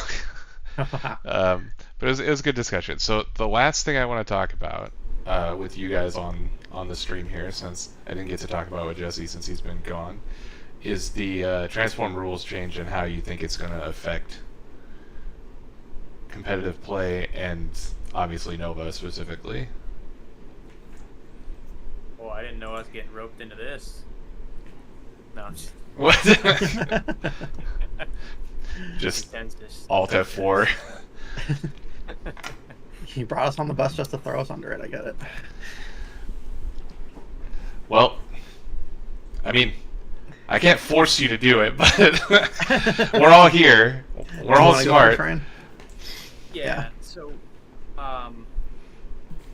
my like broad stroke impression is that, you know, a rules change was made to what appeared to be the way it was intended to be, and that's just going off of what we're told, and I think it's a totally acceptable change, and I think it's decently clean. I don't believe the intent was to nerf Rumble Spark. I think if that was the intent, there was a better, cleaner way to potentially do that. But also, I'm okay with the Raddus. A lot of people aren't. So that's obviously a big break when I say something. There's a cleaner way that, you know, I'm okay with the Raddus. So that it's definitely not clean in other people's way.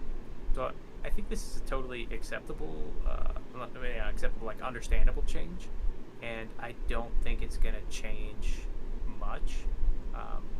Because another part of your question was how's it going to affect the competitive scene, and I think it is going to affect Rumble Spark decks a little more than what I feel like the Discords have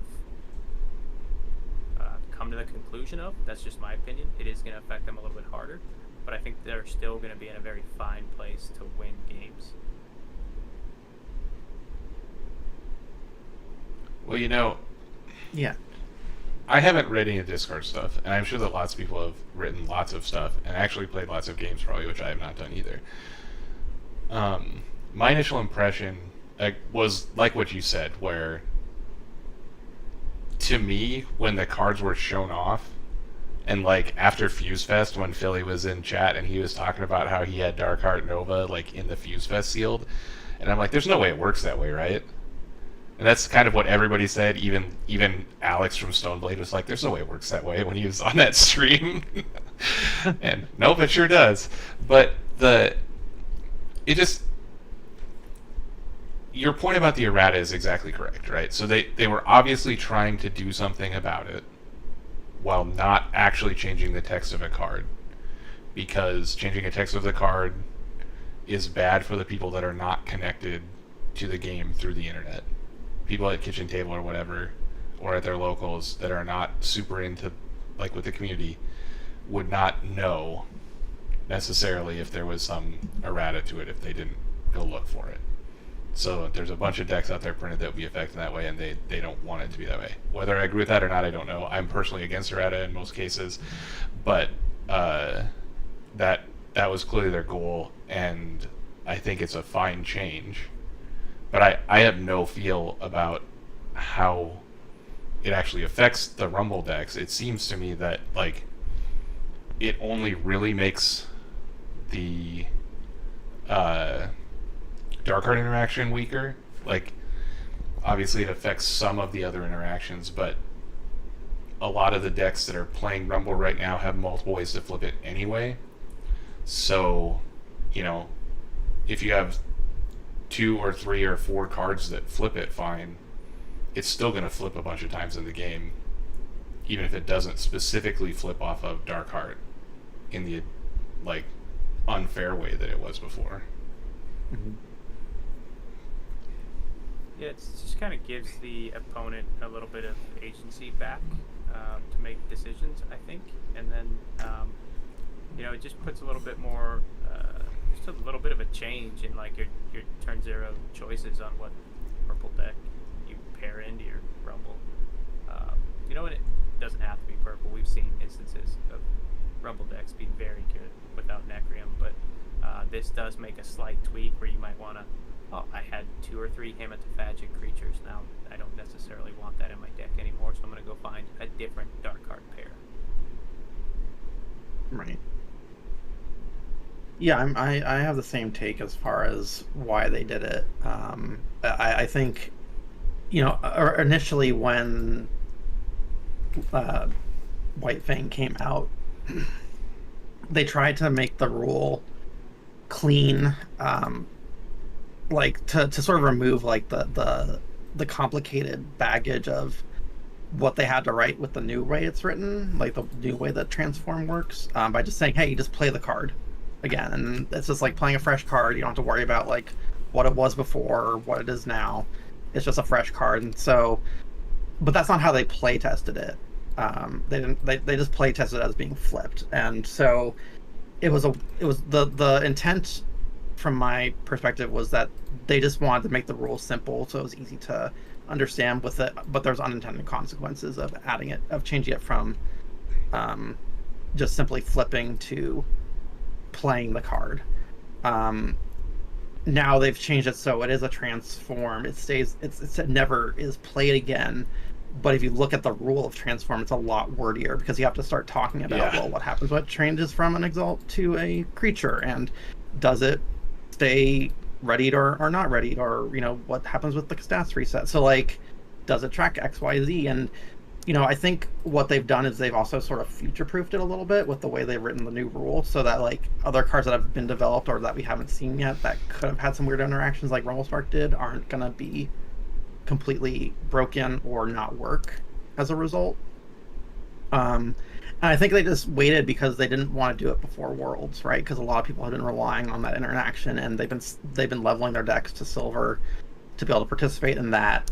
So making a change prior to that didn't make sense, and it would have been a real big feels bad for the community. But I think it was sort of something that was probably in the works for a while, just behind the scenes, but they didn't want to make, an announcement until, that dust kind of settled. And I think, yeah, like you said, Neil, it's going to weaken that dark heart interaction a little bit.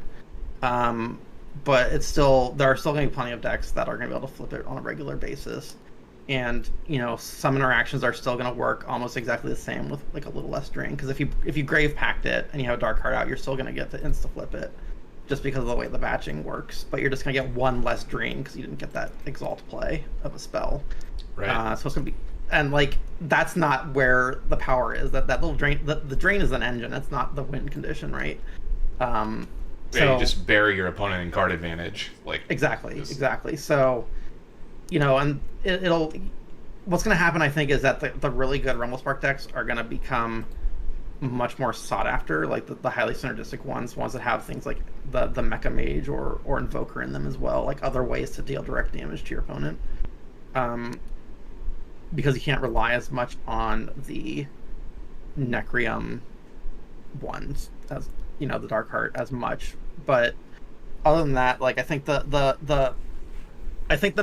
mid tier, like the sort of like the middle average Rumble Spark decks are going to get weaker, but the already really good ones are going to stay about on par where they were already. So that's just kind of how I think it's going to affect the meta.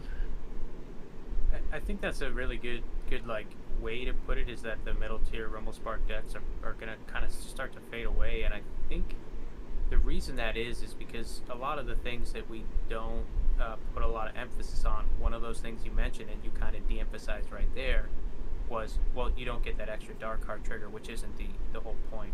But over a game, 6 to 8 additional dark card triggers is a drastic life swing in a game that really does make the difference between a high tier competitive deck and one that's just going to fall out of competitive viability. Because you're talking at a minimum there, that's a 12-point life swing. How many games do, at the high level come within 12 points of life? Quite a bit. And then, spread out over level 2 or 3 Dark Heart, the amount of life drain triggers is pretty drastic. So I think you nailed That's it right fair. there with saying that middling Rumble Spark decks are going to kind of fade away, which I think is really good for the competitive scene, that you have to seek out the really good Rumble Spark decks to be really good, Right. One, I mean, that's one kind of the same additional, thing with like. Oh, go ahead. the last aspect of the change to me that was actually brought up to me by Cody from ChargePlate was that, again, this change mostly hits the Dark Heart interaction, which specifically, the large majority of times that the Dark Heart thing goes off, and specifically the times that it's different than all the other examples that we've given, is that it happens like end of turn from combat. So it'll like die in combat and then come back in the previous wording, and now it won't do that.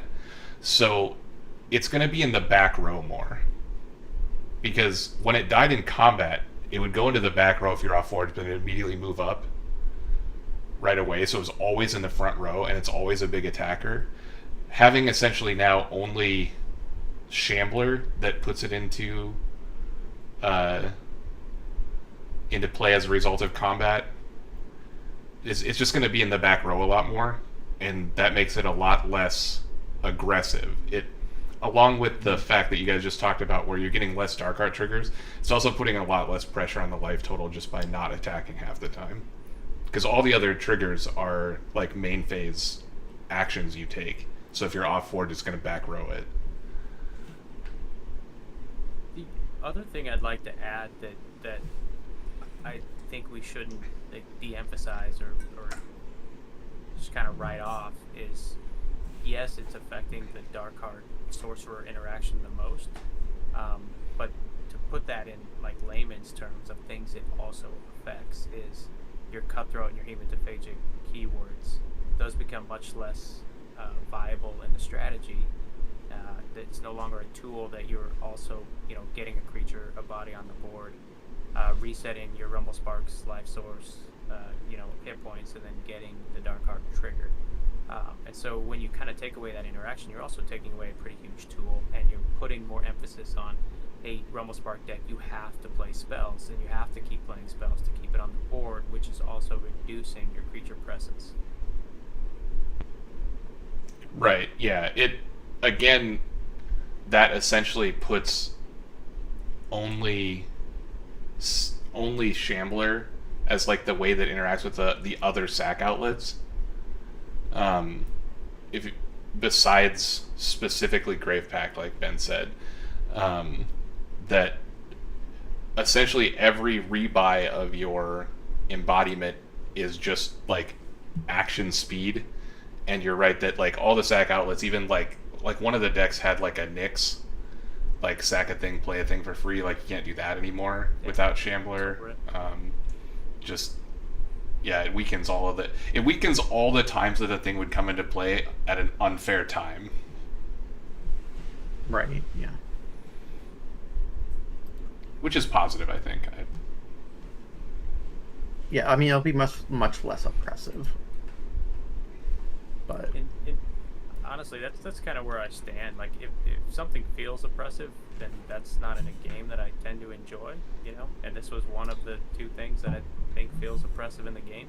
So, I'm glad to see any tweak, even if it was an unintended consequence of a rules change, to just kind of make it feel a little bit better, to make it, I know ML Vandy would disagree, but to make it intuitive, at least more intuitive to me, and I feel more intuitive about how the interactions work with transforming and things like that. So, I'm a fan. Yeah. I feel like we got to abuse it for a while, but it's now back to how it was intended to be. It didn't even win Worlds. It got close.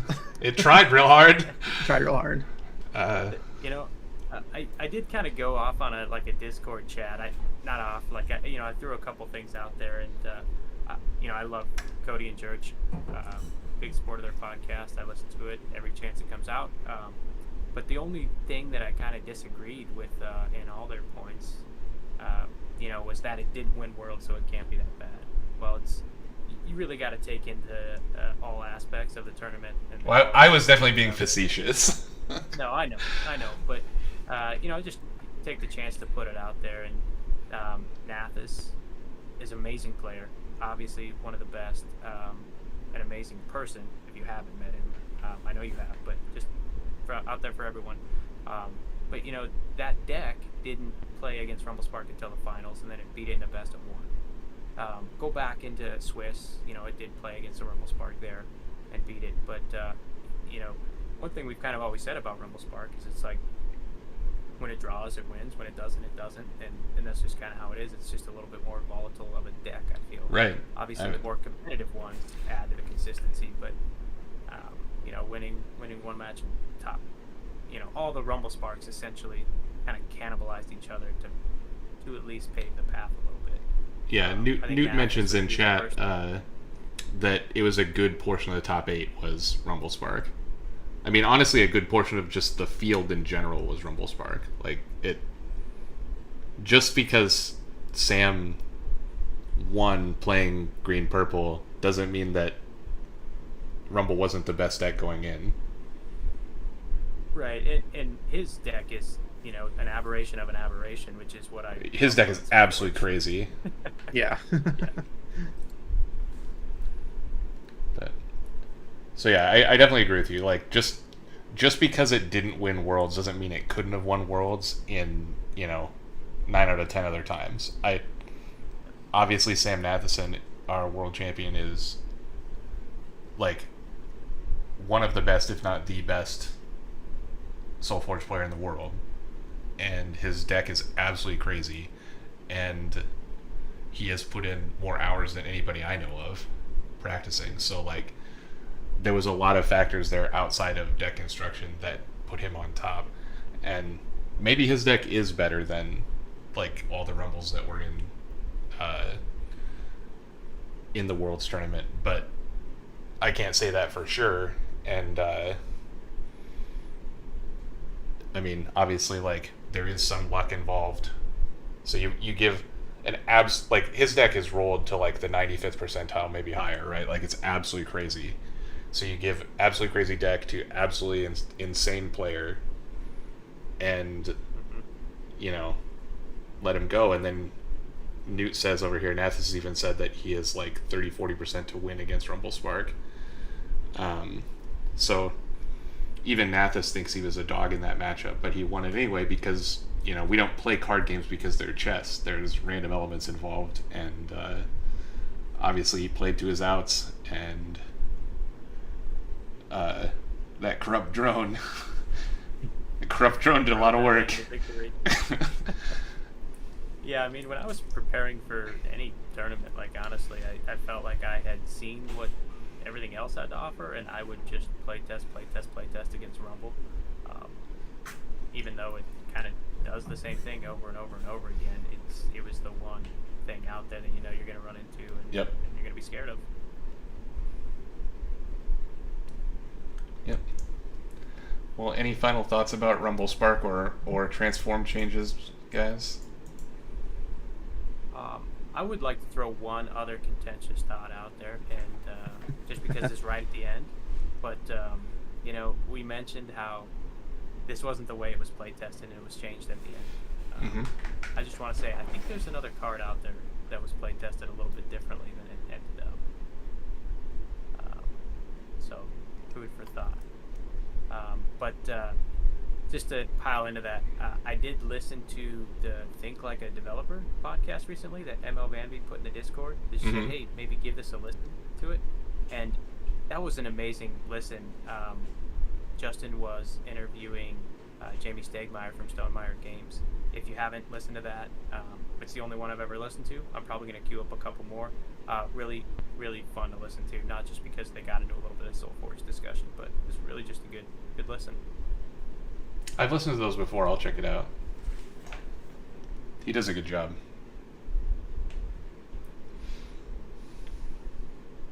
All right, Yeah, guys. Well, have any other thoughts on Rumble Spark, but you know, I think So- I'm looking forward to set 3 and the new Rumble Spark killer or whatever, the new big bad.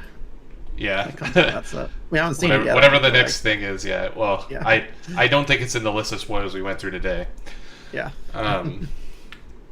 So the last thing is just some housekeeping stuff. Do you want to give a little spiel about Digitize Dust Up, Ryan? Oh, yeah, absolutely. Thank you. So tomorrow at 5 p.m. Central Time the auction is going to open for all the content creators that are doing the Digitized Dust Up. So if anyone out there hasn't heard of it, essentially we're running a for charity tournament. All proceeds are going to the National Alliance on Mental Illness, NAMI, you know, which is a charity that I hold pretty dear. I like to support a lot of you know, charities in, you know, any type of the various mental disorder roles, and you know, which is very close to home for a lot of people in my line of work. But I chose NAMI specifically because it is a representative of all of them. You know, it's not just Alzheimer's, it's not just supporting depression, it's not just supporting suicidal ideation or any of those things. It kind of wraps them all up, and so I thought that was the best one to go with. So I don't want to get too deep into that, but that's where all the money's going. It's for a good cause. So if you're out there and you haven't heard of it, you know, I'd love it if you could support the cause. And essentially what that looks like is, as I said, tomorrow the auction's going to open for all our content creators. You know, Ben is going to be in on it. You know, thank you very much for your support there. Neil's going to be in on it. They're going to, you know, bid donations to gain Betrayer Digitized decks that they're going to get to play. I would, if it wasn't for charity, I would give you money to take them away. But essentially, you know, there's going to be some rules in this tournament where they're forced to play a Digitize when they're able to play a Digitize. But what the community can do to help support the charity and also have fun in the tournament is they can place bounties. And so you can do that by going to the GoFundMe. Hopefully Neil will throw it in the show notes or whatever. Yeah, but I'll add it to find on the comments after the show here. Awesome. So you can go there and you can donate any denomination, and when you donate, you're going to get a chance to make a comment. So GoFundMe calls it words of support. If in those words of support you just name the content creators you want to place a bounty on, go ahead and do that. And then any given week, if we get the donation to $30 for any given content creator team, the bounty's going to go into effect, and then they're going to be forced to play 2 digitizes if they draw them in the same hand in the tournament, which would be pretty debilitating and also pretty entertaining, I hope. So that's kind of the rundown. But there is only a 48-hour window to place the bounty, so I want to be clear on that, is that the pairings are going to go live on Monday night in Central Time, and I'm going to put them out on the Discords, all the pairings out, and then for 48 hours we can place bounties. We have to have a limited window to kind of do it so that the content creators can get together, play their games, and record, and share and stuff like that. So they need time for that, and so we get 48 hours to place our bounties, and then each week I'll be throwing out pairings and trying to get the hype going. So no, I appreciate the time to give it a rundown. That's kind of it in a nutshell. Absolutely. You got a Forgeborn Finishing School video coming out soon? Yep. So we're continuing our faction pairing series. We got Umbrock dropping this Friday. I think we got a little bonus video probably dropping Sunday talking about a Mad Lab pairing. So bonus video. Yeah. All right, check out Forgeborn Finishing School on YouTube. Ben, do you want to plug your Yeah, sure. socials and stuff? So on my channel, Anque Gaming, I started a new series called Metasite. So so far, Nate the Weekend has been co-hosting with me. So far we've done a couple of the previews, and we are doing deep dive reviews of the different sets. Right now we're doing a deep dive review of Battle for White Fang Pass. Just going, since it's been out for about 6 months now.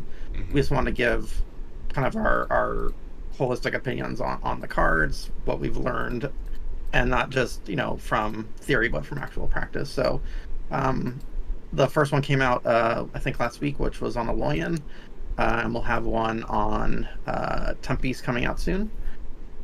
So if you subscribe to the channel, you should be able to get notified of when that comes out. And we'll also be doing Utera and Necrogame in the future as well. And then from there, we'll see what else we can put out into the ether. Well, yeah, Weekend is a guy I haven't had the pleasure of being on our show yet, but he's played in our tournaments, and I met him at Worlds. Obviously, he's a great player, so I'm sure you guys have excellent insight on that stuff. Yeah, it's been fun to talk about it, and just sort of, especially for people who don't get to play with the cards as much. It's at least a good springboard of kind of how we've experienced cards play out. And some of them we don't have strong opinions on because we just don't have them in our decks because they're rare. So yeah, love to get comments on it if we're totally off base with our assessments. But it's mostly to start a conversation and just give newer players or people in the UK who are just going to start getting it soon a chance to get a insight on how some of the cards play out. All right. Well, the last thing is for Shuffle Bus. We have a tournament coming up here. Signups should be up on the website tomorrow. The signups are due by midnight Central Time on the 18th. So you got quite a like a week and a half or something still to get in there. Like I said, that'll start tomorrow. So sign up. It's going to be a month-ish long league. We'll probably have a single day event sometime in October. Those will be the last 2 chances to qualify for the Invitational. The championship is going to take place by invite only for people that have top 8'd the other Shuffle Bus tournaments. And that will be on November 11th. If you are already qualified, you should be getting an invite, like a personal invite via email in the coming days here very soon. But yeah, I think that's about it. I really appreciate you guys coming on. I think this has been a great show. way smoother Yeah, than when thanks for having Jesse's here. Oh yeah, this had to be the best show. Yeah. Oh yeah, Well, yeah. we had one show where we had Church and Cody on. That one was pretty good, but They're hard to compete with. yeah. That's true. But thank you guys so much. I definitely could have done it without you. So I really appreciate your time. That was awesome. Thanks for the invite. Yeah, thank you. So check out everybody's chat if you're still here or listening on the VOD or whatever. Check out everybody's links in the description of this video for all the great content creators, including Ryan and Ben, that we showed off in this video. And otherwise, have a great weekend. We'll be back next week on the Shovel Bus for some more Solforge content. Thanks, everybody.